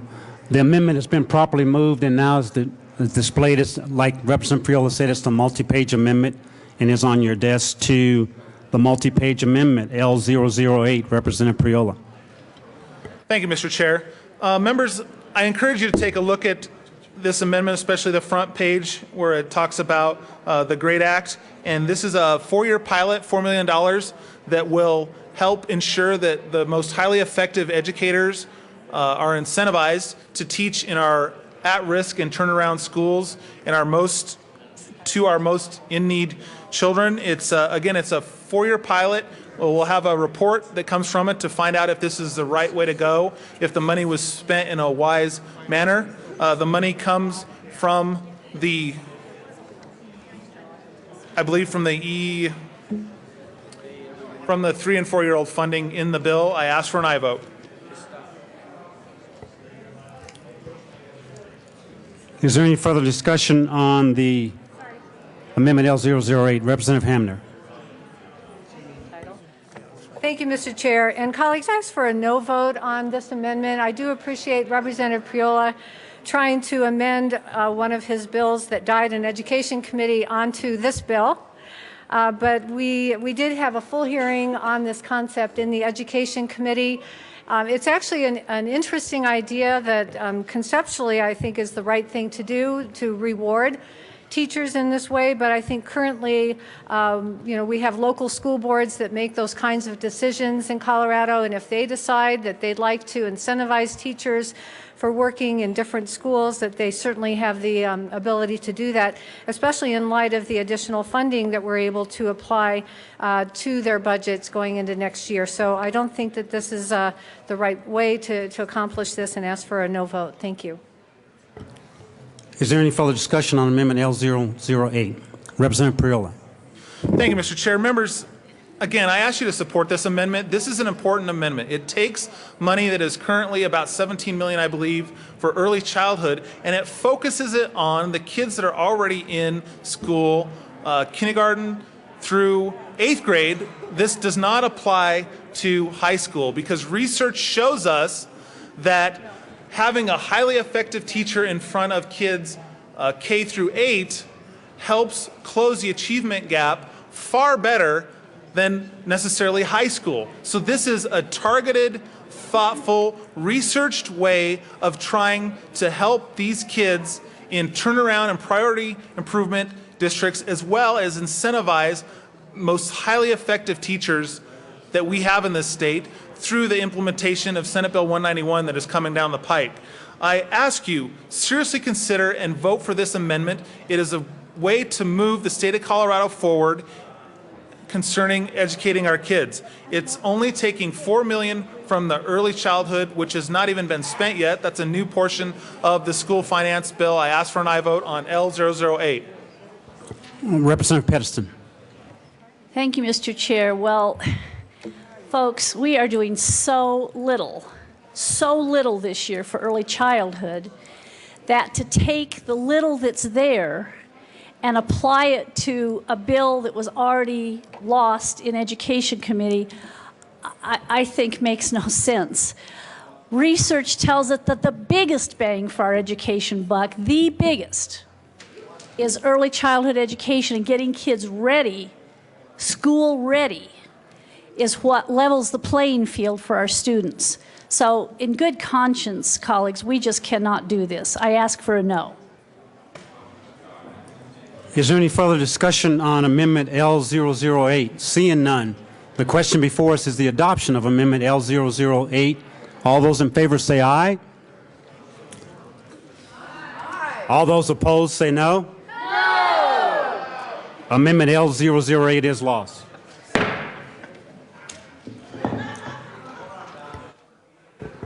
To the Appropriations Committee report, Representative Priola. Thank you, Mr. Chair. Members, I would like to move L013 and ask that it be displayed. Amendment L013 has been properly moved and is now displayed. To Amendment L013, Representative Priola. Thank you, Mr. Chair. Members, this amendment is quite simple. This simply takes the early childhood money and reappropriates it to negative factor so that our kids that are already in K through 12 in this case will have more resources to learn what they should already be learning. Thank you. Mr. Minority Leader, Representative Del Grosso. Thank you, Mr. Chair. So what this effectively does is it now takes that $17 million and puts it towards the negative factor. Because I don't know about you, but my districts have not been calling me and writing me and emailing me. My school board folks, my principals, I mean, all of those folks have not been calling me and say, give me more money for preschool. I have yet to ever get that email, not one time. But I have heard, buy down the negative factor. Please give us some extra money. There's nothing that says if we buy down the negative factor and put this $17 million in there, that those districts with the extra money that they have, if they want to put it towards kindergarten, if they want to put it towards preschool, they can. They have that ability. They have the freedom to do. That's the beauty of the negative factor money, is they're allowed to do whatever they want to with that money. But if we give it to them in this form, then they're basically forced to do with it what this says they have to do. So if you have been getting that email and those phone calls from the folks in your districts, the school boards and the school districts saying, please give us money for preschool, well, then I guess don't support this. But if you've been getting the emails and the phone calls and the visits that say, please buy down the negative factor, that is what this amendment does. So I urge an aye vote on this amendment. Is there any further discussion on Amendment L013? Yes, Representative Schaefer. Thank you, Mr. Chair. Members, it's not an either-or proposition. Of course, we want to buy down the negative factor, and of course, we want preschool. I have not heard from Jefferson County about the negative factor. I don't know where they stand on that, but research is very clear on the benefits of early childhood education. If we could get more of our children who want to be in early childhood education and can't afford it into those programs, we would be able to narrow the achievement gap. We have powerful data on 20,000 children that are high risk and are in early childhood education and are almost up at the state average in reading, writing, science, and math. Why wouldn't we want to increase the probability with a few resources here and make sure that these children get near the state average and ready for reading in third grade? You think what that would save us in corrections and unemployment and other costs that we incur over time because our children are not ready. So I ask for a no on this amendment. Mr. Minority Leader, Representative Del Grosso. Thank you, Mr. Chair. So we just heard that this money would be beneficial if we put it towards early childhood education or maybe high risk. Well, that's the beauty of the negative factor. If we give them that money, there's no strings attached. If the district chooses to put it towards early childhood, they can. If they want to put it towards something else that they deem as important in their district, they can. That is the beauty of putting the money towards the negative factor instead of mandating that it has to go through these other funding, the other $17 million going to where it's going now. The district still can make that choice. They still can invest in early childhood and high risk if they want to with negative factor money. And we just heard that maybe she didn't hear from Jefferson County. But you know what? And maybe I was the only one in this chamber that got the letter from 160 some districts that said, please, if you're going to do anything, help buy down the negative factor. When I was reading through that letter, I didn't see anything where say, please give us early childhood money and not negative factor. I did not read that in there. I have never had that conversation. Maybe you have. But if you haven't, please support this amendment. Representative May. Thank you, Mr. Chair. And the reason why, we've all heard from our school districts on the negative factor. And as a body, we have done a great job of putting $110 million to the negative factor.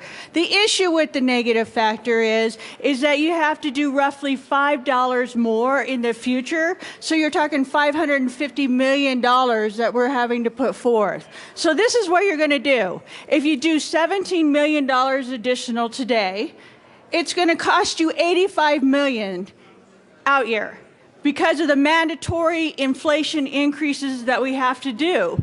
So here's what we'll end up doing. We'll fund it today and have to turn around and cut something tomorrow. That's not fiscally responsible. It's not how we should do business. We have increased, if everything passes today, you would have your PPOR money go to over $400 per pupil, right? That's before pre-session. So, you know, I understand the needs for the school. I'm a strong supporter for that, but you also have to fund child welfare. You also have to fund corrections. You have mandatory caseload increases in Medicaid. This is not responsible. You have to look at the whole budget and not just one piece of it. I simply ask for a no. Hold on just a minute. Representative Buckner was in the queue. Thank you, Mr. Chair. I think that we have all heard from school districts about the negative factor, and I think we responded. We responded in a fiscally responsible way to say that we can only respond to the request for reducing the negative factor, and that we should have no other educational priorities would be inconsistent with the good education policy. Our job is to provide good policy in addition to response to. And so when we looked at the information we got from school districts, we adjusted the proposals for our education funding budget. We attended to the request for more negative factor buy down, and at the same time we are attending to the priorities that we know are important to successful and good academic policy for our students. And so I urge a no vote on this amendment. Mr. Minority Leader, Representative Del Grosso. Thank you, Mr. Chair. And again, for the last time, I appreciate Representative May says that we don't need to let the 178 districts make the choice of what they feel is fiscally responsible for themselves, and let them make the choice on how the money is going to be spent. But the reality is, this is what the districts are asking for. They are asking for negative factor money.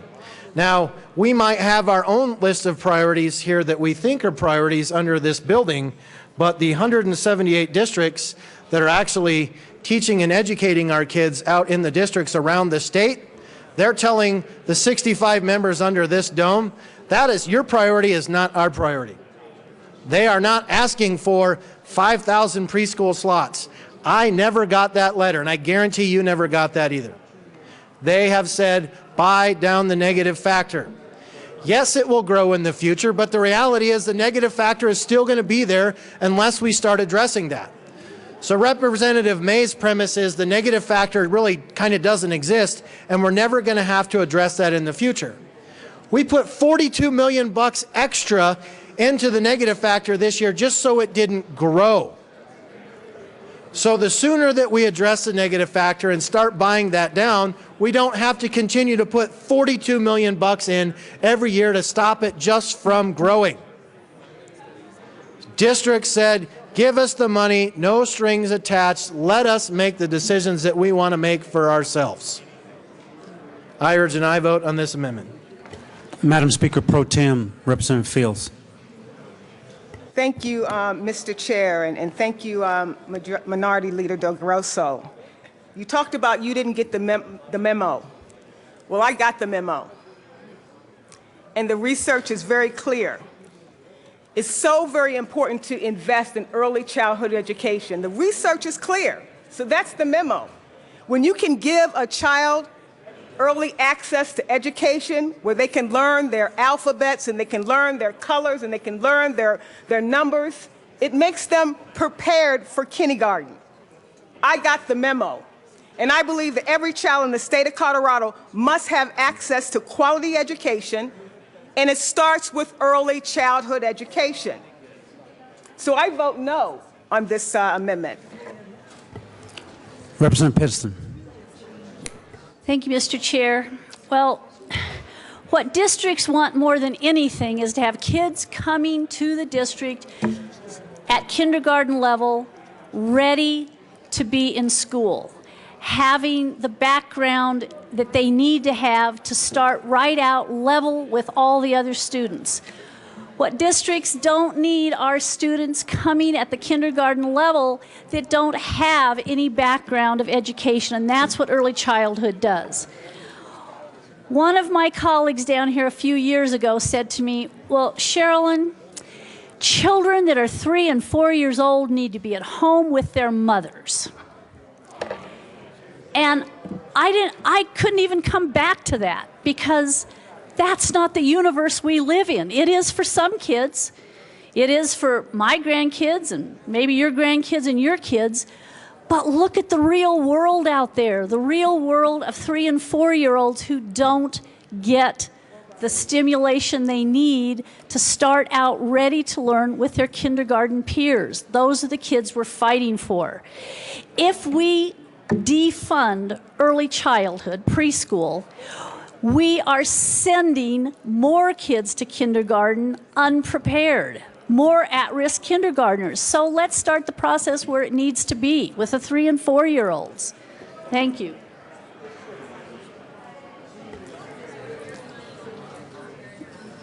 Mr. Minority Leader, Representative Del Grosso, we're still on Amendment L013. Yeah, thank you, Mr. Chair. And I said I wasn't going to come back up, but I have to always come up when somebody makes false statements at the well. We heard if we defund pre-K, there's nothing in this amendment that defunds pre-K. All the money that's going there now or whatever is going there now still exists. We're just arguing whether or not we want to put $17 million more. Do we want to give a finger to the 178 districts out there and say, guess what? We know more than you under this building, even though you say you want negative factor, and they can still use it for early childhood. So the district, the money they get from the negative factor, they can go through all of that and they can put together pre-K programs and more kindergarten or whatever they want. Nothing stops them from doing that with negative factor money. So nothing in this defunds the program. It is just saying, do we give the money to the schools with strings or without strings? That's basically all we're voting on here. Is there any further discussion on Amendment L013? Representative Pettiston. I'm sorry, Representative Schaefer. Thank you, Mr. Chair. Members, we need to be visionaries. We're responsible for the future of this state. What is the return on investment of $17 million? I think it's on investing in early childhood education. The data are very clear. Yes, the school districts would like to have their money carte blanche, but I'm and you are visionaries looking to the future. The data is very clear on the impact of early childhood education on reducing the achievement gap, on better cognitive and language skills for children. Children in early childhood education are 70% less likely to commit a violent crime. They're less likely to be put into special education. They're less likely to drop out of school. So let's think about the future. Let's be visionary leaders. Yes, every local school district wants their money, but you and I are responsible for the future of Colorado, and I ask for a no vote on this amendment. Representative Conti. Thank you, Mr. Chair. Colleagues, I don't know how many of you were sitting in the committee hearing room when a lot of these school funding issues were being discussed, but when negative factor, I was sitting right there with you. When negative factor was being talked about and school districts weighed in, they told us many different ways that they would like to use that. Different school districts have different needs. This allows school districts to best recognize what their independent needs. If it's early childhood, wonderful. Use it for early childhood. If it's for greater security, as it was in my school district, use it for greater security. We are giving them the freedom. We are giving those in the trenches the freedom to utilize this money the way they see fit. Or we can send a message, we under the Gold Dome, we know better. You teachers, you school board members, you don't really know what you need. We know better. Which message do you want to send, folks? Do we really believe in local school control? Think about that. Representative Rankin. Thank you, Mr. Chairman. You know, I'm pretty simple-minded about all this stuff. I understand the numbers and the return on investment and the need for early childhood. But let me tell you, I've got 2 small rural districts that are on 4-day weeks. You know, they literally cannot afford to keep their doors open. They can't maintain their buildings. You know, they can't keep their teachers. They just flat can't operate. And it's fine for us to be doing our programs and talking about our responsibility and the return on investment, but, you know, we have chosen a decentralized model for school districts. We allow them to manage their own affairs. And they are begging us just to get them back to basic, sustainable, keep the doors open kind of budgeting. So, you know, we have to be able to afford the programs that we want to inflict or at least administer from here and impose as mandates on the districts.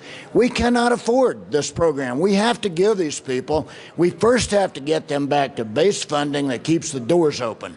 So I support the amendment because that's what it tells our districts. We want you to keep your doors open. Thank you. Representative Giroux. Thank you, Mr. Chair. Members, I wasn't going to speak, but when Representative Schaefer was talking about how pre-K and kindergarten, how important it is because it keeps kids from committing violent crimes and it keeps them from doing bad things in the world, I have to come down to the well because, quite honestly, my aunt, who grew up on a ranch near Gillette in Wyoming, she and I were very close, and she used to always say, because she didn't go to pre-K and she didn't go to kindergarten because she grew up in a very small rural school district where they didn't have kindergarten and they didn't have pre-K, but she used to say, because she didn't attend it, yes, I didn't attend pre-K, and yes, I didn't attend kindergarten. She still went to school. She still went on to college. She became an elementary school teacher herself. She said the worst thing that happened to her because she didn't attend pre-K and she didn't attend kindergarten was that she never learned how to share. And you know what? If that's the worst thing that happens, it's not a bad thing. So I really object to people coming down and saying that if you don't go to pre-K, I didn't go to pre-K. If you don't go to kindergarten, I went to kindergarten, that something bad's going to happen to you. I think defaming the kids of Colorado by saying if they don't go to pre-K and they don't go to kindergarten, the world's going to end is not a really good positive conversation to be having. I mean, I'm here standing up for all those kids that didn't go to kindergarten and didn't go to pre-K, but actually grew up, were smart, intelligent people, captains of industry. The world did not change dramatically when pre-K and kindergarten became implemented. Yes, it's a good thing. Is it the deciding factor between success and non-success and staying out of prison and going into prison? No. I mean, I think we need to get real about this. Just bring it down a notch. I support the amendment. It's important to be able to do as much as we can for our kids, but this isn't the deciding factor. It's not. Representative Schaefer. Thank you, Mr. Chair. Representative Giroux, I think things have changed a little bit since your aunt was growing up. What, 20, 30, 40 years ago? But let me give you a little bit of data because I know you're very data-driven. And this is data from the Colorado Preschool Project, Representative Giroux, where we have 20,000 children enrolled. These are at-risk children who, on the state average of reading, are almost at the 70% level. They're at 65%, almost at the statewide average of 70% in reading. And then you compare those to the kids who have no preschool. These are at-risk kids with no preschool, and this is data. They're about at the 52% level. If you'd like me to talk about writing, the at-risk kids in preschool, Colorado CPP, they're almost at the state average also. And the children without any preschool, they're way down below the state average and below the at-risk kids who are almost at the state average.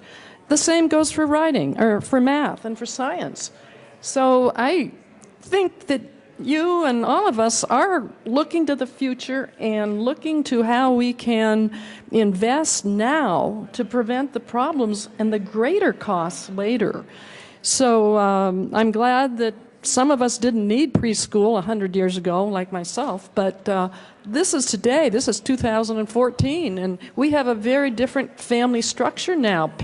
Often, most parents are working.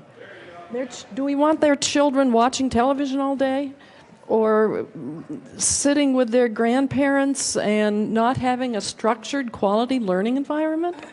So I ask for a no vote on this amendment. Thank you. Representative Giroux.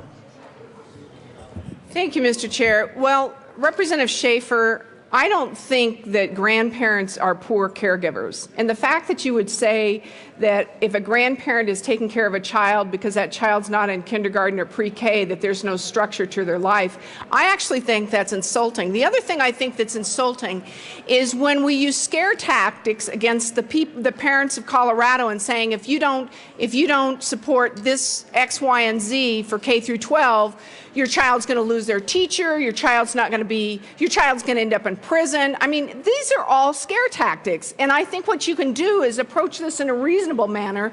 But what I am opposed to is people coming down to the well and saying, if you don't vote for this, the kids in Colorado are going to end up in prison. I'm opposed to that. I'm also opposed to somebody coming down to the well and saying, if your child is not in preschool and if your child's not in kindergarten, if a grandparent is watching them, they're not taking good care of your children. They're letting them watch television, or they have no structure in their life. I find that to be insulting too. I actually think the people of Colorado are smarter than this. I think they deserve better than this. And insults when you're talking about K through 12 and the education of our kids, I think are inappropriate in this body, and I think they're wholly inappropriate coming from the well. Any further discussion on Amendment L013? Representative Corum to Amendment L013. Thank you. I would like to add a personal touch on kindergarten. You know, being that rural country legislator, I live way out in the country. My son, we did not send my son to kindergarten because it was transportation was not available, and frankly, at that time, we just couldn't afford that second vehicle. So my wife taught my son. We started him to school the first day of school, and my wife told the first grade teacher, now if there's a problem, please let me know, and we will actually make the effort to put him through kindergarten. After about 5 days of school, the teacher called my wife and said, well, we do have a problem here. And Dinah said, okay, I'll come over and we'll enroll him in a kindergarten class. She said, no, the problem is he's so far advanced to the rest of the kids that he's not fitting. He actually should be in second grade. Thank you for that history report, Representative Corum. Any further discussion on Amendment L013? Seeing none, the question before us is the adoption of Amendment L013. All those in favor say aye. Aye. All those opposed say no. No. Amendment L013 is lost. Representative Hamner, I think we're back to the bill. I think we're still on the Appropriations report. I'm sorry, Representative Hamner, appropriations report. Committee report. All right. Thank you, colleagues. I appreciate the debate on that issue. I ask for your support of the Appropriations Committee report. Is there any further discussion on the Appropriations Committee report? It is. Representative Wilson. Thank you, Mr. Chair. I would move L014 and ask that it be displayed.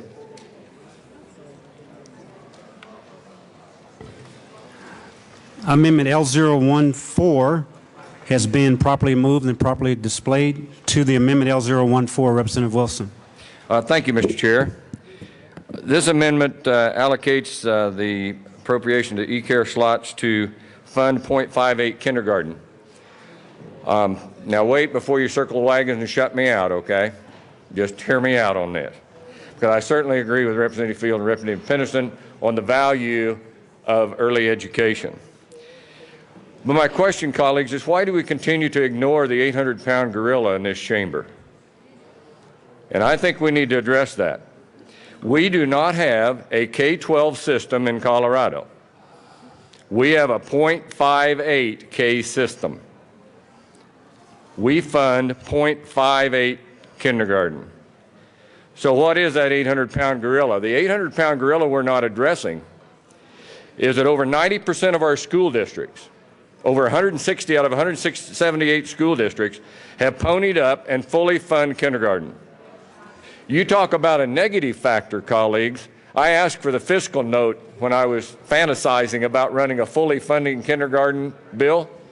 $167 million coming out of the pockets of our school districts to fully fund kindergarten.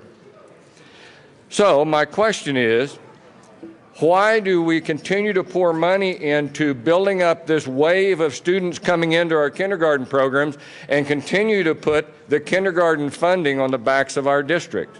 This will not kill the 800-pound gorilla. This might give him a haircut, because the funding would go from .58 K to .617 K. It does not eliminate any of the present slots we have. It simply addresses the issue that's facing every one of our school districts with funding kindergarten. So let's at least brag about being a .617 K-12 system instead of fantasizing about being a K-12 system. I urge an aye vote on L014. Representative Hamner to amendment L014. Thank you, Mr. Chair, and thank you, Representative Wilson. I really appreciate that you're not giving up on this, because I think this should be our next problem to tackle in Colorado. I don't think it's our problem to tackle today, though, because, and I asked for a no vote on this amendment, spreads the dollars that we had targeted for at-risk students across the board to all students. And I think what we're trying to do here is really invest in our kids who need a little extra in order to catch up, in order to do better in school. And so I ask for a no vote on this amendment. Representative Wilson. Thank you, Mr. Chair. Are these discussions on second reading recorded? Then I heard Representative Hamner say the next thing we need to attack is a $167 million deficit in funding kindergarten. So again, this year we can't do that, but there's nothing keeping us from moving those e-care slot dollars to make it a .617. Again, I would urge an aye vote. Representative Murray to amendment L014.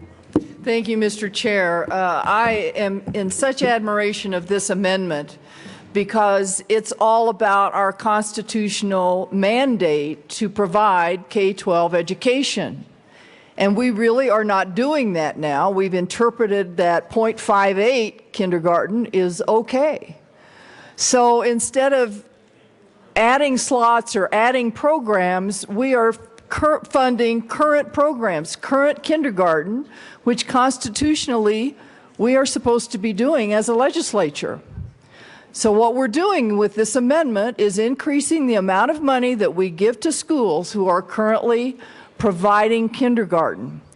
It's so logical, I can't believe it. Thank you so much, Representative Wilson. I urge an aye vote on this amendment. Is there any further discussion on Amendment L014? Seeing none, the question before us is the adoption of Amendment L014. All those in favor say aye. Aye. All those opposed say no. No. Amendment L014 is lost. Representative Hamner, back to the Appropriations Committee report. Thank you, Mr. Chair. I'd like to pass the Appropriations Committee report and ask for your support. Is there any further discussions on the Appropriations Committee report? Seeing none, the question before us is the adoption of the Appropriations Committee report. All those in favor say aye. Aye. All those opposed say no. The Appropriations Committee report is adopted. To the Education Committee report. Representative Hamner. Thank you, Mr. Chair. The Education Committee report reflects one change that was made in committee. And as in current budget year, we, to the school finance bill, we added an amendment that would transfer remaining funds at the end of next budget year, 75% of them, to the State Education Fund. I ask for your support of the Education Committee report. Is there any further discussion on the Education Committee report? Seeing none, the question before us is the adoption of the Education Committee report. All those in favor say aye. Aye. All those opposed say no. The Education Committee report is adopted. To the bill, Representative Hamner. Thank you, Mr. Chair, and I'm happy to speak to House Bill 1298, which is our regular school finance bill. And this is the bill that authorizes the school finance formula. This year, inflation is set at 2.8% going into next budget year. So per state law, we will see an increase in the base per pupil funding in Colorado by 2.8%. And that's what you'll see reflected in Senate Bill 1298. You'll also see language that does not allow the negative factor to grow. As we heard in previous conversation, just because of the fact that we have more students in Colorado and we're funding them at a higher level increases the negative factor. So in this bill, we assure that the negative factor doesn't grow and that if both bills merge together, House Bill 1292 and 1298 both pass, then we'll see an actual reduction in the negative factor of $110 million.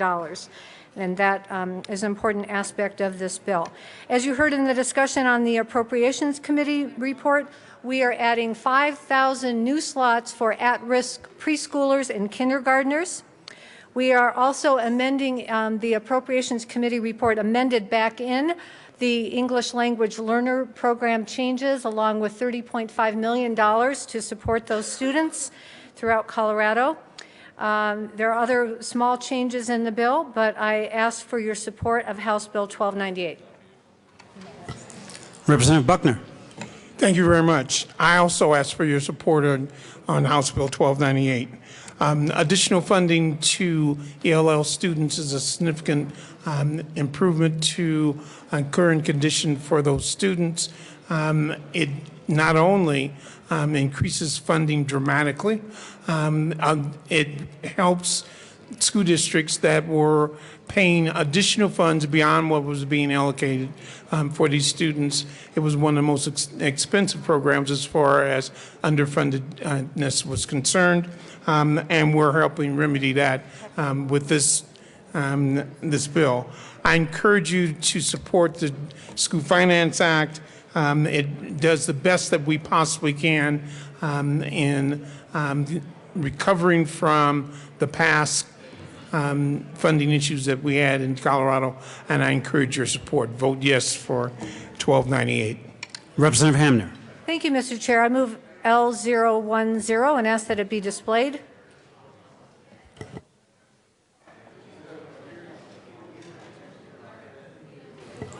Amendment L010 has been properly moved and properly displayed. To Amendment L010, Representative Hamner. Thank you, Mr. Chair. L010 is an amendment that was requested by staff. It's actually a technical change that fixes an error. which I find hard to believe that our staff, our fabulous staff working here with us, could ever make a mistake.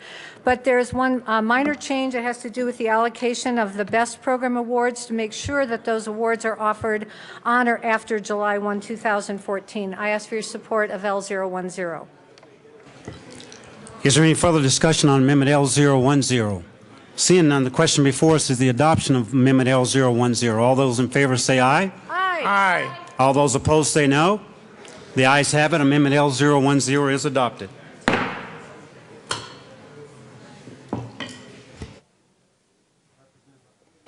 think we're back to the bill. Representative Murray. Thank you, Mr. Chair. I move L015 and ask that it be displayed.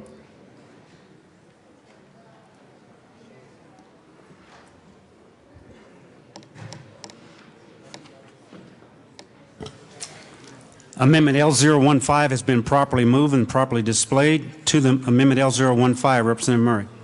Thank you, Mr. Chair. We have had some discussion, those of us who have been concerned that we pay attention to kindergarten before we start trying to fund preschool. And what we have here is an amendment that says those 5,000 slots that have already been provided in this school finance bill be given that kindergarten be given priority for these slots before any preschool slots are created. So the department will have 5,000 slots, and if there are 5,000 kindergarten positions that are applied for, those will be filled. If there are 4,500 kindergarten slots requested, those 4,500 will be filled first, and then 500 could be used for preschool. So I urge an aye vote on this compromise language. Thank you, Representative Murray. Representative Hamner to Amendment L015. Thank you, Mr. Chair. Colleagues, I rise in support of L015, and I appreciate Representative Murray's attempts to reach some bipartisan support around the bill. I think actually this amendment does a couple things that serve us all well. First of all, it shows that we are committed in Colorado to funding more full-day kindergarten. It also stays true to the intent of the e-care slots by funding at-risk kindergarten. It also allows for districts to apply for preschool if they've either already met the needs of their at-risk kindergarten, and I think this is a great compromise, and I ask for your support. Thank you, Representative Hamner. Is there any further discussion on Amendment L015? Seeing none, the question before us is the adoption of Amendment L015. All those in favor say aye. Aye. All those opposed say no. The ayes have it. Amendment L015 is adopted. Back to the bill. Representative Hamner. Thank you, Mr. Chair. And colleagues, thank you so much for all the time we spent this morning. Has it been 2 hours talking about school finance? We could go on and on and on. It's my favorite topic. But with your support, it would be great to pass House Bill 1298 and perhaps move on to another topic. I do believe so strongly that this is a great bill. It adds, at the end of the day, $272 million more dollars into our public schools. That, coupled with House Bill 1292, brings an historic investment of nearly $500 million back to K-12, putting us back to where we were before the Great Recession started, if we look at average per pupil funding in Colorado. So thank you again for the conversation this morning, and I sure hope to have your support. Thank you. Thank you, Representative Hamner. It is a great topic. Representative Buckner. Thank you very much for your consideration and patience with this bill. It also, I want to thank the prime sponsors of this bill. Representative Murray and Representative Hamner did outstanding work over a long period of time with very difficult circumstances and stakeholders to work with. When you have to deal with all 178 of our school districts, and the people that are employed in those districts, you understand what that means. And I wanted to express my appreciation of their efforts on both of these bills. I urge an aye vote. Thank you, Representative Buckner. Is there any further discussion on House Bill 141298? Seeing none, the question before us is the adoption of House Bill 1298. All those in favor say aye. Aye. All those opposed say no. The ayes have it. House Bill 1298 is passed.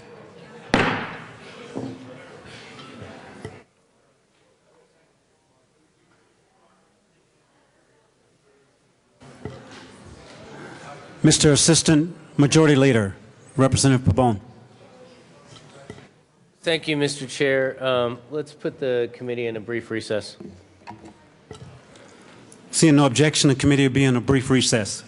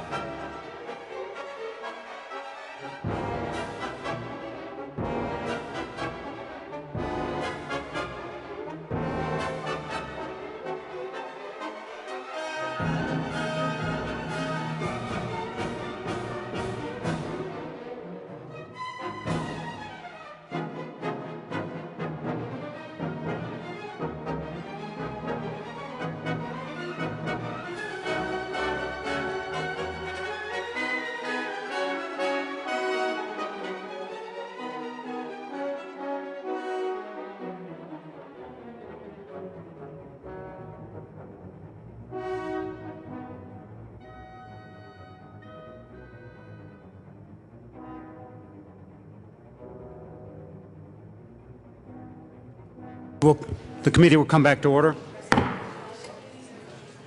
Mr. Assistant Majority Leader, Representative Pabon. Thank you, Mr. Chair. And I think we're back up to House Bill 1269, so move to lay over 1269 to the end of the calendar, bringing up House Bill 1159.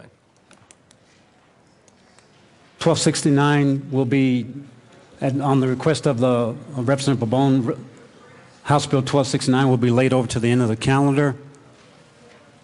Seeing no objection, we will move on now to House Bill 1159. Mr. Kohler, would you please read the title of the House Bill 1159? House Bill 1159 by Representatives Young and Dorr, also Senators Schwartz and Crowder, concerning a state sales and use tax exemption for components used in biogas production systems. Representative Young.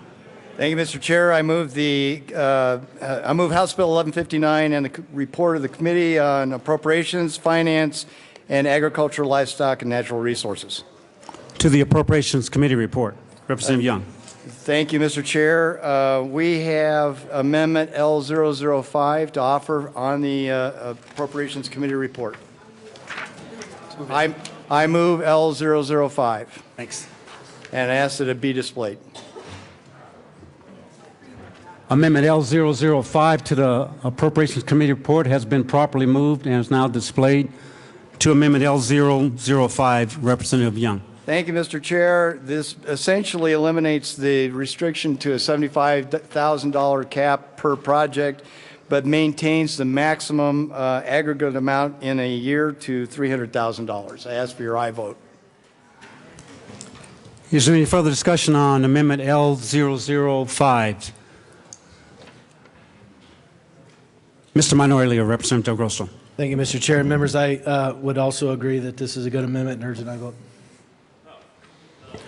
Representative Dorr. Thank you, Mr. Chair. This amendment gets us closer to where we started off and will be better for businesses coming into Colorado to use biogas and the benefits of it as we try to diversify our natural resources. Thank you, Representative Dorr. Representative Duro to Amendment L005. Thank you, Mr. Chair. I appreciate your work on this. I appreciate that you have amended what happened in appropriations. I don't doubt the intent of the original amendment, but I appreciate the fact that this is actually giving a boost to business, and I appreciate it very much. I'll be a yes vote. Thank you, Representative Duro. Is there any further discussion on Amendment L005? Representative Singer. Thank you, Mr. Chair. I also support this amendment. This is a real good attempt to get at the concept I was getting at and does a better job than my amendment in appropriations, so I encourage an aye vote. Thank you, Representative Singer. Is there any further discussion on Amendment L005? Seeing none, the question before us is the adoption of Amendment L005. All those in favor say aye. Aye. All those opposed say no. The ayes have it. Amendment L005 is adopted. Representative Young, back to the Appropriations Committee report. Thank you, Mr. Chair. Members, I think the Appropriations Committee report now with the amendment is in good shape, so I urge your aye vote. Thank you, Representative Young. Is there any further discussion on the Appropriations Committee report? Seeing none, the question before us is the adoption of the Appropriations Committee report. All those in favor say aye. Aye. All those opposed say no. The ayes have it. The Appropriations Committee report is adopted. To the Committee report on Finance, Representative Young. Thank you, Mr. Chair. Essentially, the committee report from Finance put a cap or a sunset on the bill. I urge your aye report. To the Finance Committee report, Representative Duro. Thank you, Mr. Chair. Members, now, if you keep in mind what we've done, the committee report for Finance put a cap. No, a sunset. They put a 5-year sunset, and what the appropriations did is it put a cap. So I'm not wild about this. I understand why Representative Court did what she did, and I appreciate her activity on the last amendment. I don't think it does send a good message to business because I think actually we want to encourage this industry. The fact that we could fund, or the fact that we could power so much through biofuels is pretty exciting. So vote your conscience. I'm a no vote on this just because I don't really want to cap industry. Is there any further discussion on the Finance Committee report? Seeing none, the question before us is the adoption of the Finance Committee report. All those in favor say aye. Aye. All those opposed say no. The ayes have it. The Finance Committee report is adopted. To the Ag, Livestock, and Natural Resources Committee report, Representative Young. Thank you, Mr. Chair. And this was simply a technical amendment in the Ag Committee. I urge your aye vote. Thank you, Representative Young. Is there any further discussion on the Ag, Livestock, and Natural Resources Committee report? Seeing none, the question before us is the adoption of the Ag, Livestock, and Natural Resources Committee report. All those in favor say aye. Aye. All those opposed say no. The ayes have it. The Ag, Livestock, and Natural Committee report is adopted. To the bill, Representative Young. Thank you, Mr. Chair. Well, members, this bill as amended now I think is in great shape. When I first was briefed on the bill, I thought it was a good bill, and then as the more I've worked on it, I think it's a great bill. We're actually going to provide another renewable energy option for those that are in agriculture. We already have a tax exemption for renewables and wind and solar. This technology was not around at the time that those exemptions were passed, and this simply allows this industry to move forward. So I urge your aye vote on the bill. Is there any further discussion on House Bill 1159? Seeing none, the question before us is adoption of House Bill 1159. All those in favor say aye. Aye. All those opposed say no. The ayes have it. House Bill 1159 is adopted. I should have done it earlier. Madam Majority Leader. Thank you, Mr. Chair. I move the committee rise and report. Seeing no objection, the committee will rise and report as requested by the Majority Leader.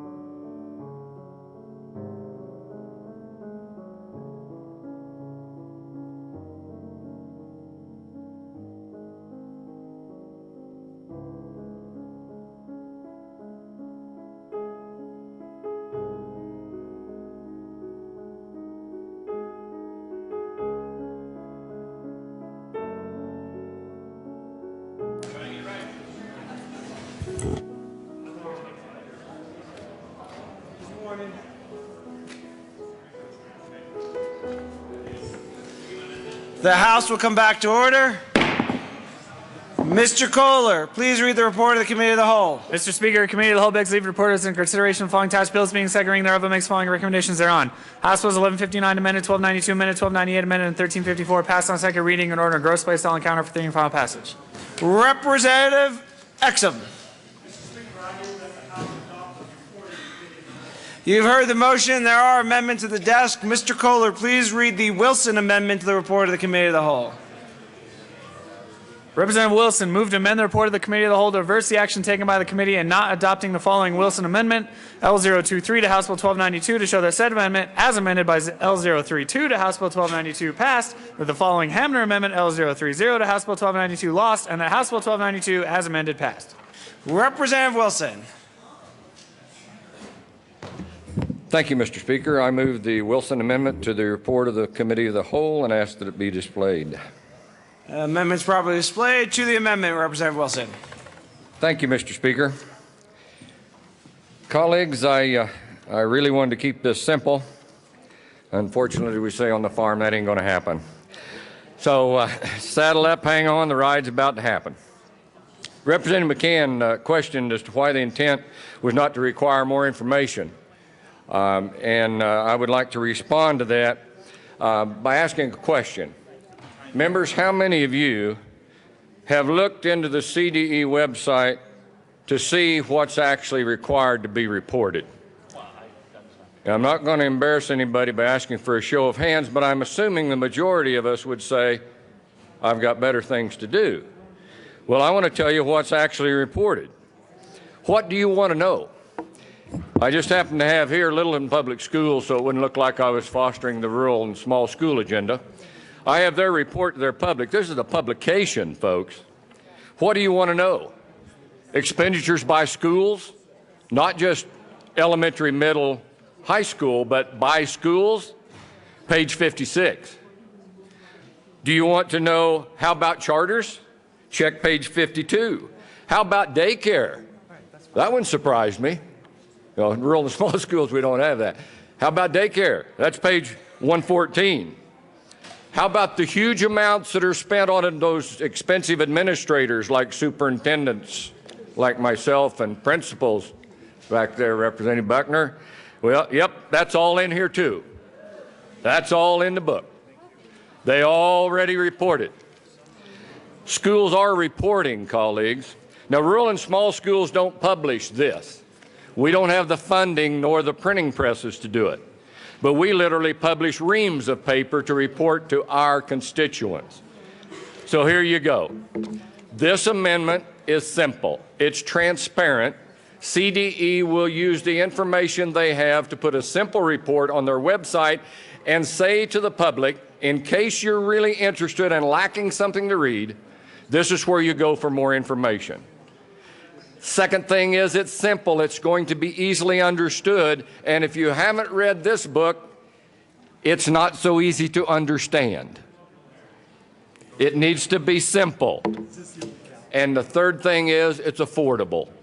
We will not be spending millions of dollars in FTEs for CDE to put together information that 99.9% of the people in Colorado will not access anyway. This amendment is supported by your schools. If you have not checked with the superintendents in your district, please check with them and see if they want to do more reporting.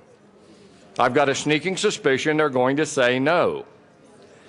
This is supported by your school boards, who are the local governing body for your school districts that know what's being reported to the public. They are members of the public that have been elected in that position. And trust me, when members of the public come to them and say, we want to know what's going on in this district, they feel obligated as their elected officials to do that. We've looked our school districts in the eye, colleagues, and told them, once again, when your attitude improves, the floggings will end. And now it's time with this amendment to stop the floggings. Keep it simple. I ask for an aye vote on this amendment. Thank you. Representative Priola. Thank you, Mr. Speaker. And members, I rise in opposition of the Wilson cow. And let me tell you why. I'm going to take some time and work through this. I spent a lot of time looking at both amendments and understanding the transparency levels in both amendments. Now, to be fair, the current language that was in the bill before we started here on seconds was the most transparent of what the legislation started out as. Hold on one sec, Representative Priola. Didn't mean to hit it that hard. It's getting a little loud. Members, please keep your side conversations down. And that is why I put my name on the bill and voted at an education committee. So this morning, I am given the option between two battling amendments, one that has a lot more transparency language in it than the other one. It's right here. Look at both amendments. Compare Amendment L023 to House Bill 1292 to Amendment L030 to House Bill 1292, and it's there to see. You can see it and read it as I go through it here. So, what is the difference? And to bring up talking about local districts, I did actually have a side conversation with one of my local districts who was against the Hamner Amendment, which this amendment, this cow, wants to undo. And he called me to urge me to vote against the Hamner Amendment, which this cow amendment undoes. And I said, well, don't you have data down to the school level? Well, yes, we do have data down to the school level. Well, why would it be that difficult to aggregate it and put it out for the public's consumption? Well, it wouldn't really be that difficult. So districts already have this in a lot of cases for their own internal use. They just don't want to show it to the public. And why is that? Why would that be? That's the question. In my opinion, a vote for this cow amendment is a vote against transparency at the margin that the initial amendment was put on the floor. But I'm going to walk through this right here. Budget contents mandatory. This is the original bill language. The report system must include, to the fullest extent possible, comparable reports of expenditures at school site level as well as at school district level, at the Board of Comparative Services level, and by the State Charter School Institute. The Hamner Amendment, which I voted for and will support and will vote against this amendment, the report system must include the fullest extent possible comparable reporting of expenditures and revenues at the school site level, as well as at the school district level, at the Board of Comparative Services level, and by the Charter School Institute. The Wilson Amendment, which you would, if you vote for this, this is the kind of language you'll get. The district shall disaggregate the summary and visual representation by elementary, middle, and secondary school level, basically saying parents will not be able to tell down to the school level what they're doing. And furthermore, the book that Representative Wilson showed, I actually flipped through and looked through about a week ago. Having a financial background, it was, let's put it this way, it was very light on detail, had a lot of big font, blank pages, so on and so forth. Okay, moving on to public website, the original bill language. Direct CDE to create or work with a private party to create a public website readable by a layperson. Requires that the site is operational by July 17. Okay, the Hamner Amendment. Direct CDE to create or work with a private party to create a public website readable by a layperson ensures the greatest degree clarity and comparability, which is an important thing to remember when we're dealing with the public who in this day and age don't all send their children to the necessarily local school. As in our family's case, we have 2 children that attend 2 different school districts. The Wilson Amendment. Direct CDE to create a website that allows members of the public to compare revenue and expenditures readable and understandable by a layperson, requires districts to post this information online in addition to requirements that CDE post the information. Moving down to the website portion of budget comments mandatory. Original language. The department shall create a contract for the creation of a website view that at a minimum translates the report of expenditures for school site, school district, the charter school institute, and Board of Cooperative Services, reports academic performance data for each public school, includes the school's median growth percentile, ACT scores, correlates reports expenditures of academic performance data, so on and so forth. There's a lot of words here. I am skimming. The Hamner Amendment. Budget contents mandatory. The department shall create a contract for the creation of a website views that at a minimum translates the expenditures for each of the major categories specified in the chart of accounts and revenues for the school site, school districts, state charter, school institute, boards of cooperative services, so on and so forth. Reasonable layperson, department shall, and entity which department contracts, if any, shall work with the financial policies and procedures advised the committee, so on and so forth. The Wilson Amendment. Information summary represented each local education provider is uniform and consists so that members of the public can easily compare revenue expenditures at the local level. Across local education providers, the department must design a summary information and visual representation to be readable and understandable by a layperson. The department must create a website site view that contains the annual revenue and expenditure summary for visual representation of all local education providers. Each local education provider shall post annual on the local education provider website or in online education where the local education provider must post financial data, so long and so forth. Along with revenue and expenditure summary visual representation, local education provider shall include a link to department's website with notice to the public. Moving on to exemption of small rural districts. The Wilson Amendment, no exemption for small rural districts.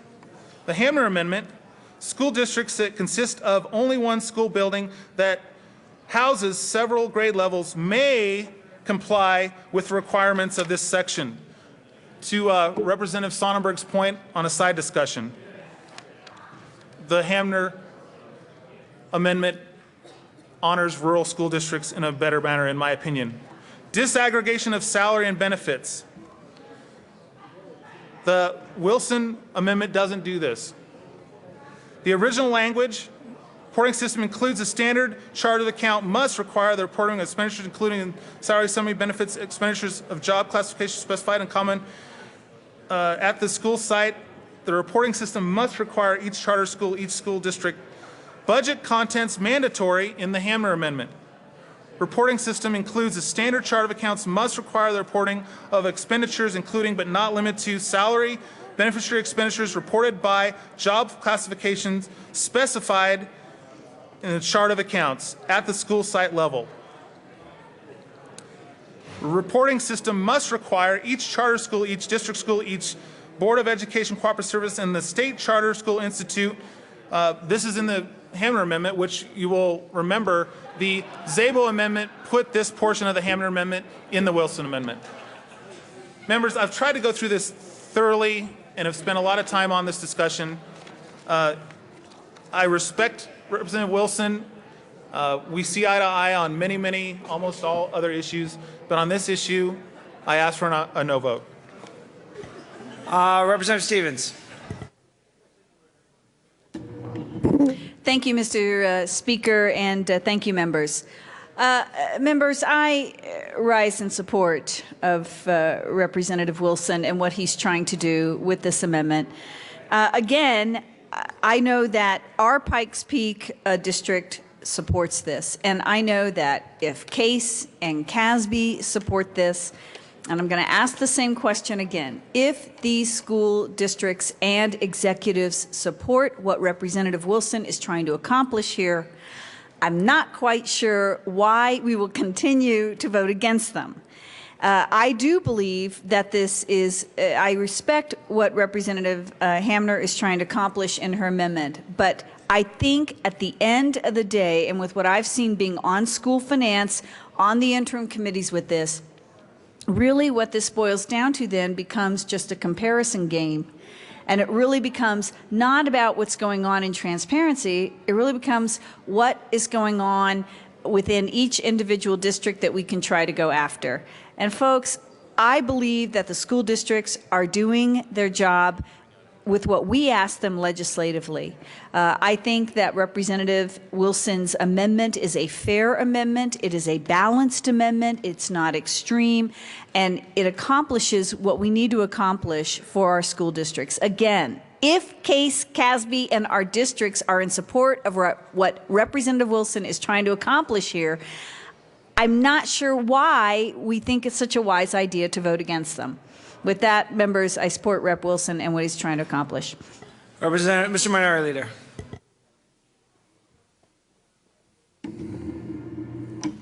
Thank you, Mr. Speaker.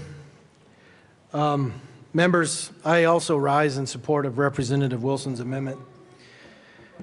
And I appreciate that we had a member come down to the well and say that he listened to his district and got their opinion, and he was willing to give them the finger and say, I don't care what you think, I'm going to vote against you. I appreciate that some people want to carry the water for the governor's office, and so maybe they might want to support Representative Hamner's amendment. But members, who are we going to listen to here? Are we going to listen to our districts, our superintendents, our school boards?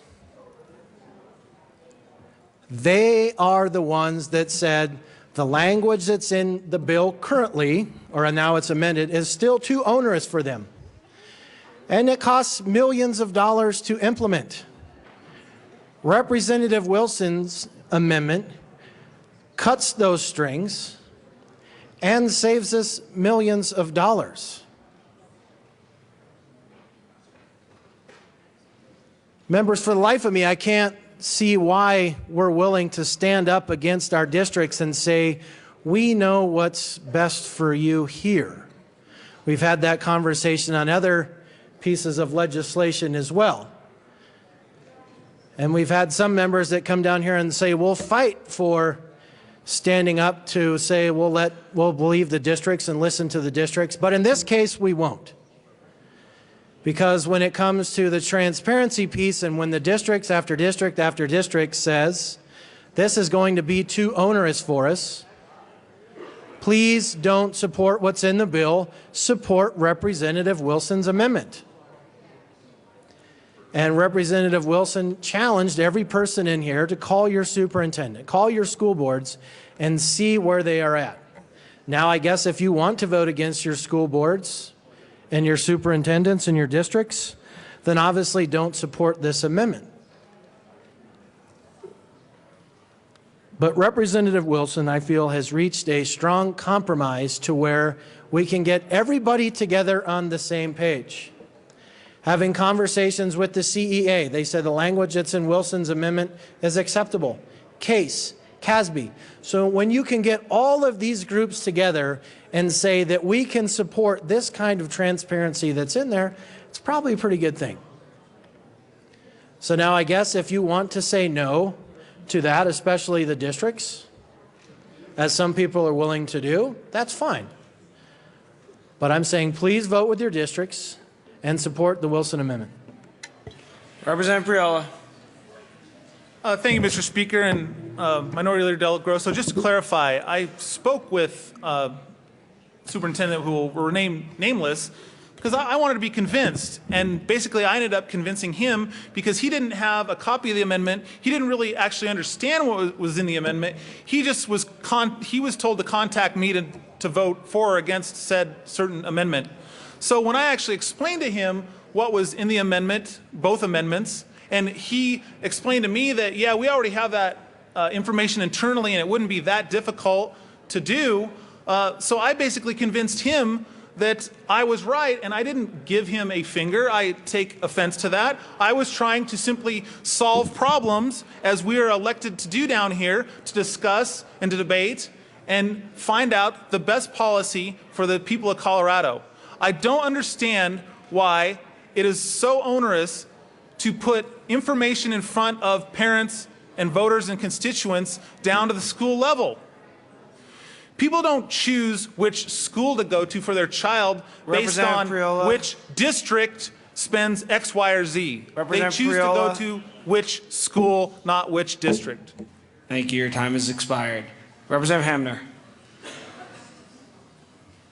Thank you, Mr. Speaker. I asked for a no vote on this amendment to the report of the Committee of the Whole.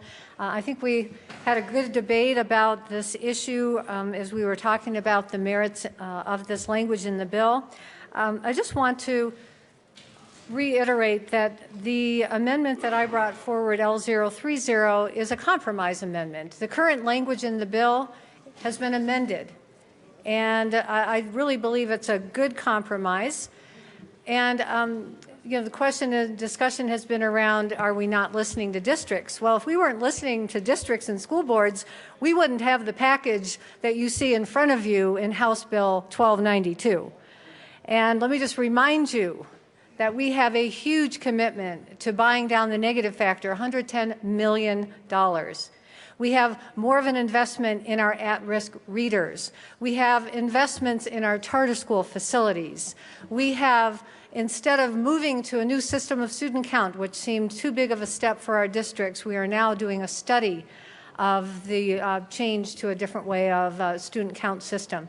We have listened to our districts. One thing we have to remember is that we have other stakeholders. We have other people who are paying attention to our state budget and the decisions we make here. And there are taxpayers, and there are other residents and citizens of Colorado that have an interest in our schools and in our budgeting. It is our job, I think, as as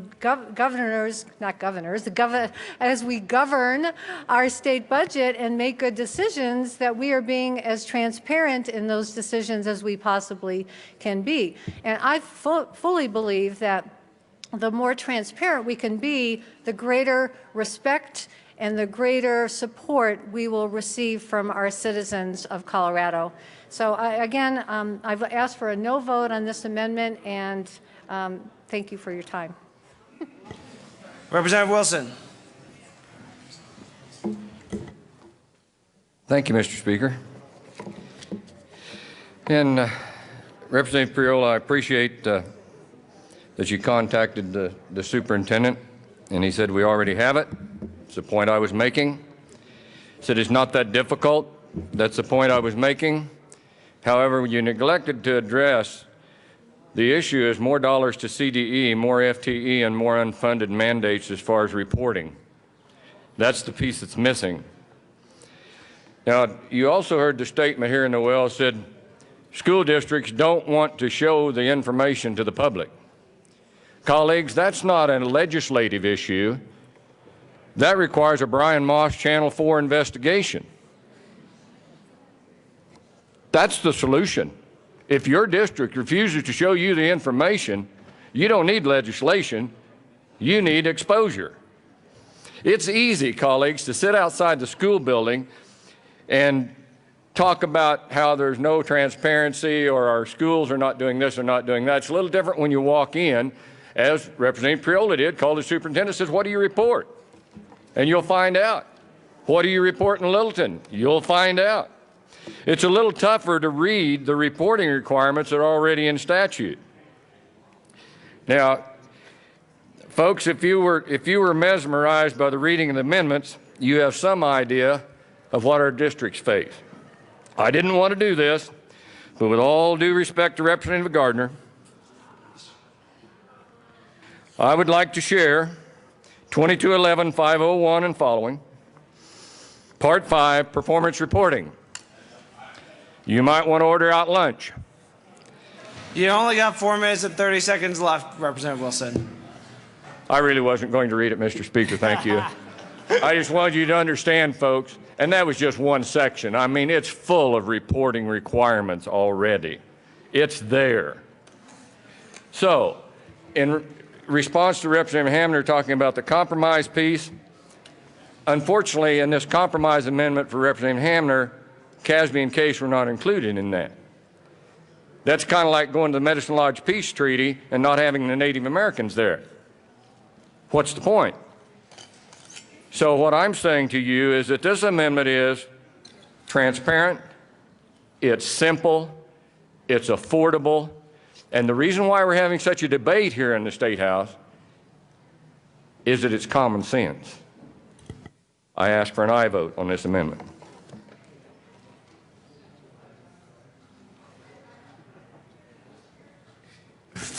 Seeing no more discussion, the question before the House is the adoption of the Wilson Amendment to the report of the Committee of the Whole.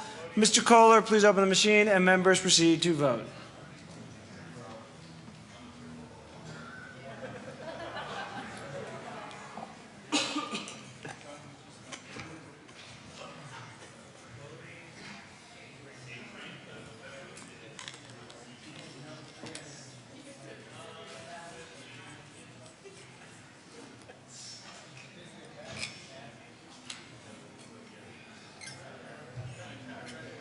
Representatives Gardner, McLaughlin, and Salazar. Close the machine. With 31 aye votes, 34 no votes, 0 excused, and 0 absent, the Wilson Amendment to the report of the Committee of the Whole is lost. Mr. Kohler, please read the first Priola Amendment to the report of the Committee of the Whole. Representative Priola moved to amend the report of the Committee of the Whole to reverse the action taken by the committee in not adopting the following Priola Amendment, L008 to House Bill 1298, to show the said amendment passed and the House Bill 1298 as amended passed. This one.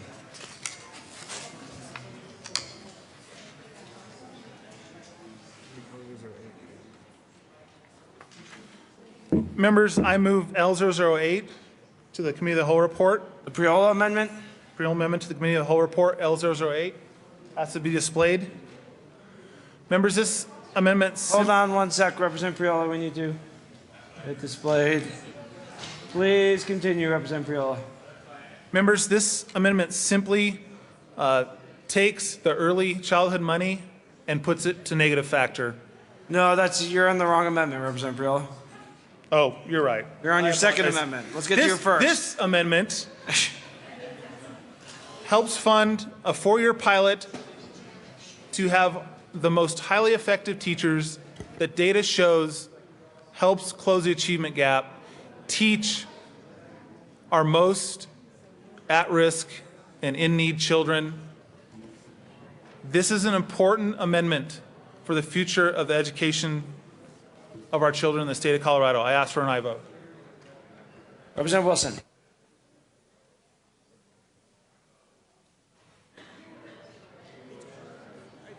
Representative Hamner. Sorry. Thank you, Mr. Speaker. I ask for a no vote on this amendment to the report of the Committee of the Whole. As you remember, through our debate, we struck a very good bipartisan amendment that kept the e-care slots within the realm of at-risk students by prioritizing at-risk kindergartners. in the allocation. This amendment would take that money away and put it into a different program that currently, if districts exercising local control would have the opportunity to exercise this program if they wanted to. And so I don't believe that there's a need for us to tell them to do that. And so I ask for a no vote. Thank you. Seeing no further discussion, the question before the House is the passage of the first Priola amendment to the report of the Committee of the Whole. Mr. Kohler, please open the machine and members proceed to vote.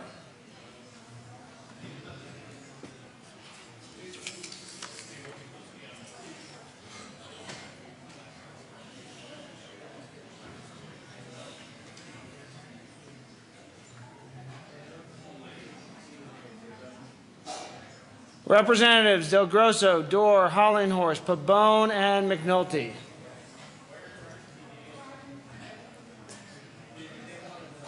Close the machine. With 14 aye votes, 51 no votes, 0 excused, and 0 absent, the first Priola amendment to the report of the committee is lost.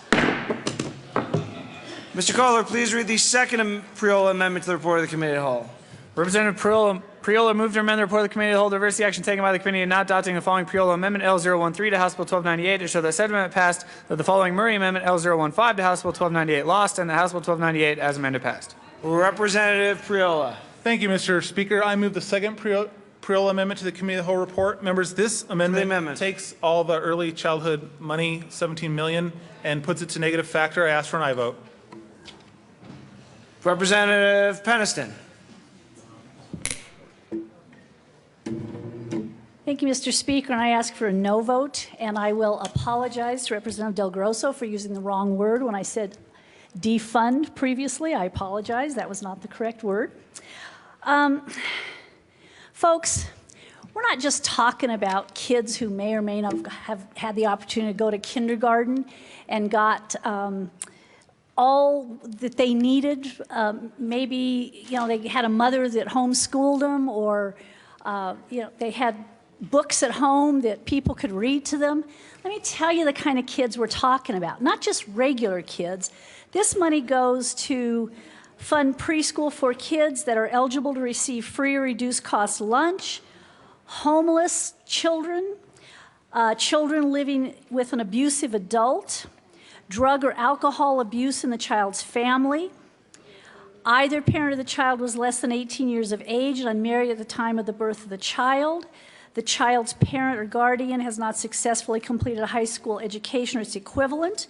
Frequent relocation by the child's family to new residences. Poor social skills of the child, and we're not just talking about children that don't play nice in the sandbox.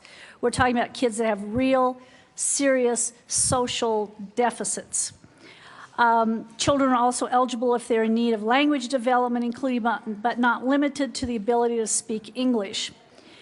Children are also eligible if they are receiving currently from the services from the State Department of Social Services as neglected or dependent children. These children have no chance.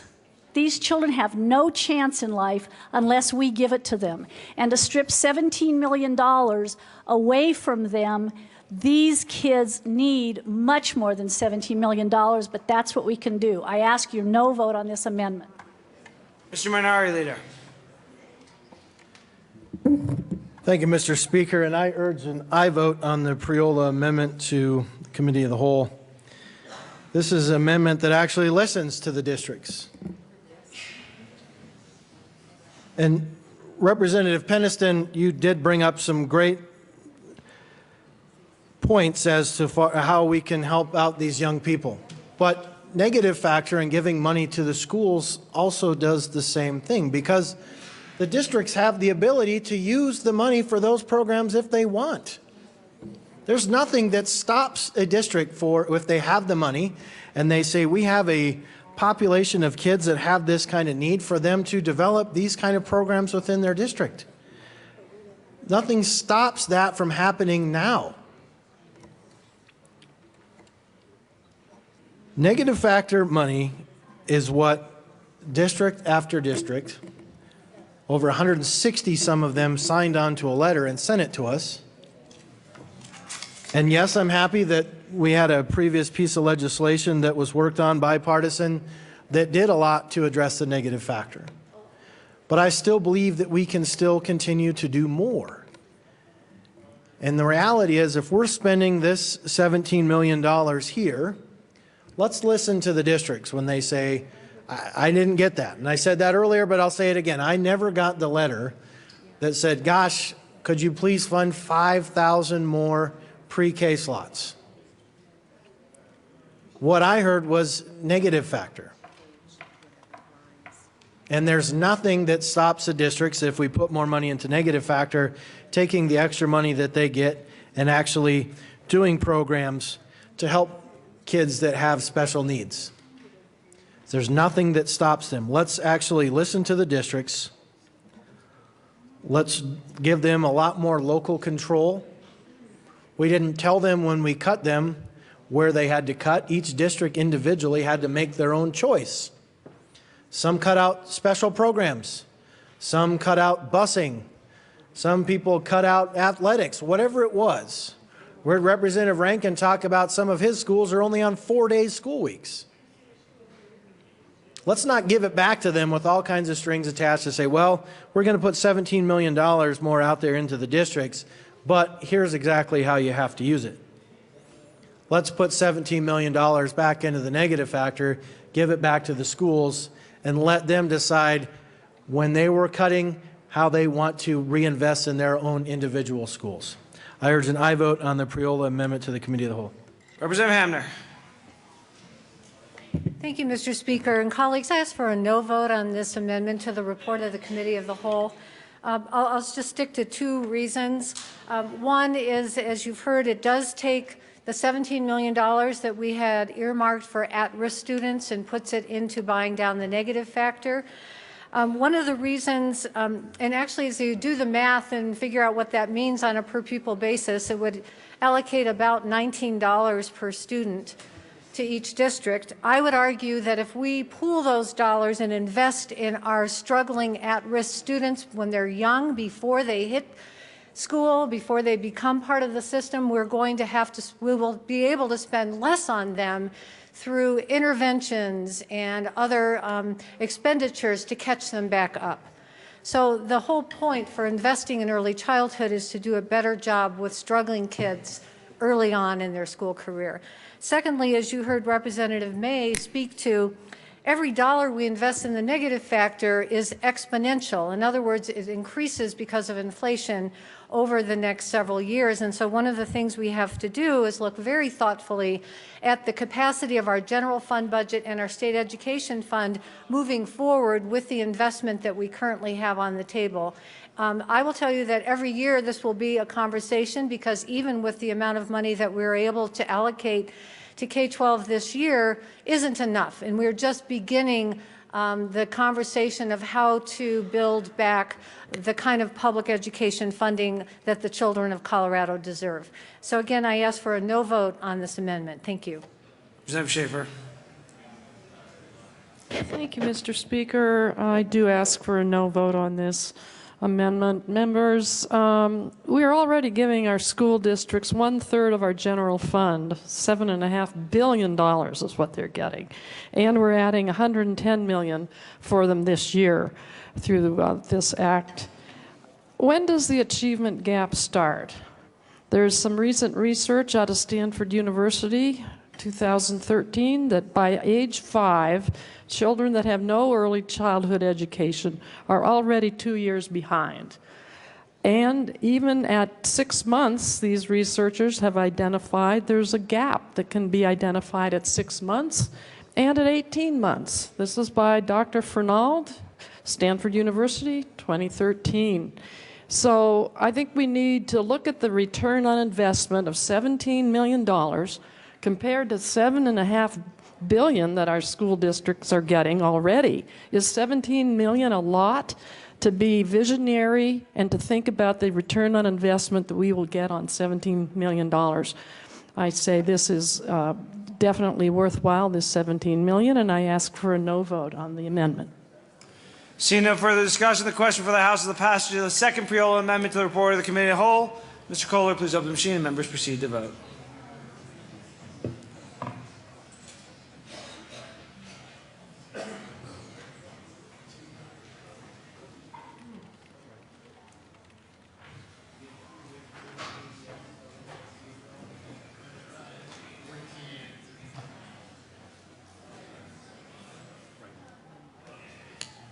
Representative Gardner, McLaughlin, and Buck.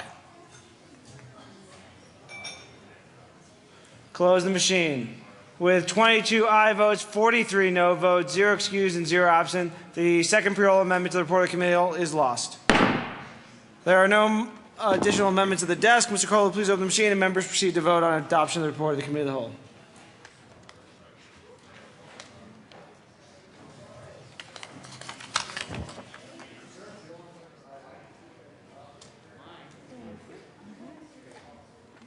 Representatives McNulty and Szabo. Close the machine. With 65 aye votes, 0 no votes, 0 excused, and 0 absent, the report of the committee whole is adopted. Members, just because everyone's asking, we will, as soon as we adjourn or recess the House, we will go into morning committees. Morning committees have only a few bills. We will go till 2:30, and afternoon committees will start at 2:30. So for those who are wondering, that's what we will be doing. Announcements and introductions. Representative Labuda. Thank you, Mr. Chair. Members of the Committee on Legal Services, there's a meeting at 8:30 tomorrow morning in Senate Conference Room 354. You should have seen it. It's just to discuss the rule review bill. Both Representative Gardner and I will be in appropriations, so the rest of you need to be there so that they'll have a quorum to conduct business. Thank you. Representative Primavera. Thank you, Mr. Speaker. If you get a chance, the St. Joseph Hospital mobile mammography van is out on 14th and Grant. You'll see a big van there, fully staffed with the experts to do the diagnosis. So go out if you can. Representative McCann. Thank you, Mr. Speaker. Members of Health Insurance and Environment, we will be adding another bill to the calendar for tomorrow. It's House Bill 1366, and then we will also hear House Bill 1361, which was added this morning. Representative Sonnenberg. Thank you, Mr. Speaker. And just like usual, I'm a day late and a dollar short. My county commissioners have all left, it appears, ready for the committee hearing, but I wanted you to know that there were about 20 rural county commissioners here today watching the proceedings. So even though they're not here now, we'll welcome them another time. But thank you, Mr. Speaker. Representative Ryan. Thank you, Mr. Speaker. And just to reiterate what you said, the House State Veterans and Military Affairs will be meeting as soon as we can get over to LSBA, and we will be hearing the Sonnenberg Resolution 10001. Representative Court. Thank you, Mr. Speaker. Okay, Finance Committee, I'll let you have 15 minutes to go get your lunch before I'll see you over in LSBA. Thank you. Representative Duran. Thank you, Mr. Speaker. Joint Budget Committee will resume at 2 p.m. Representative Court. Whoops, I got the days mixed up. Never mind Finance. I'll see you at 2:30. Representative Singer. Thank you, Mr. Speaker. House Local Government Committee, thank you for your diligent work. Take the morning off and the afternoon. Representative Hamner. Thank you, Mr. Speaker. Education Committee members, we're not finished talking about education issues. We have 2 bills. I'll give you time to grab your lunch, and why don't you bring it on down to our committee room? We'll start at 1 o'clock. Is that okay? Representative Rosenthal. Why did I just... The balding Jewish guy. Thank you, Mr. Speaker. Just want to let the members know that this morning we had a visit from a couple dozen kids from a high school, St. Anne's in Brest, France.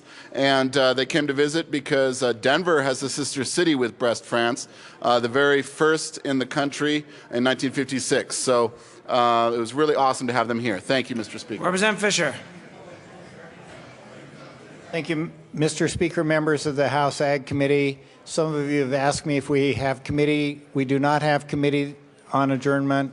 We have no bills on adjournment, so take time for lunch. Members, just also so you know, for tomorrow's schedule, there's appropriations in the morning, We will be on the floor for a little in the morning doing seconds, and then we will come back after committees in the afternoon to continue on seconds. Hopefully we'll be on the floor by 3:30 or 4 tomorrow.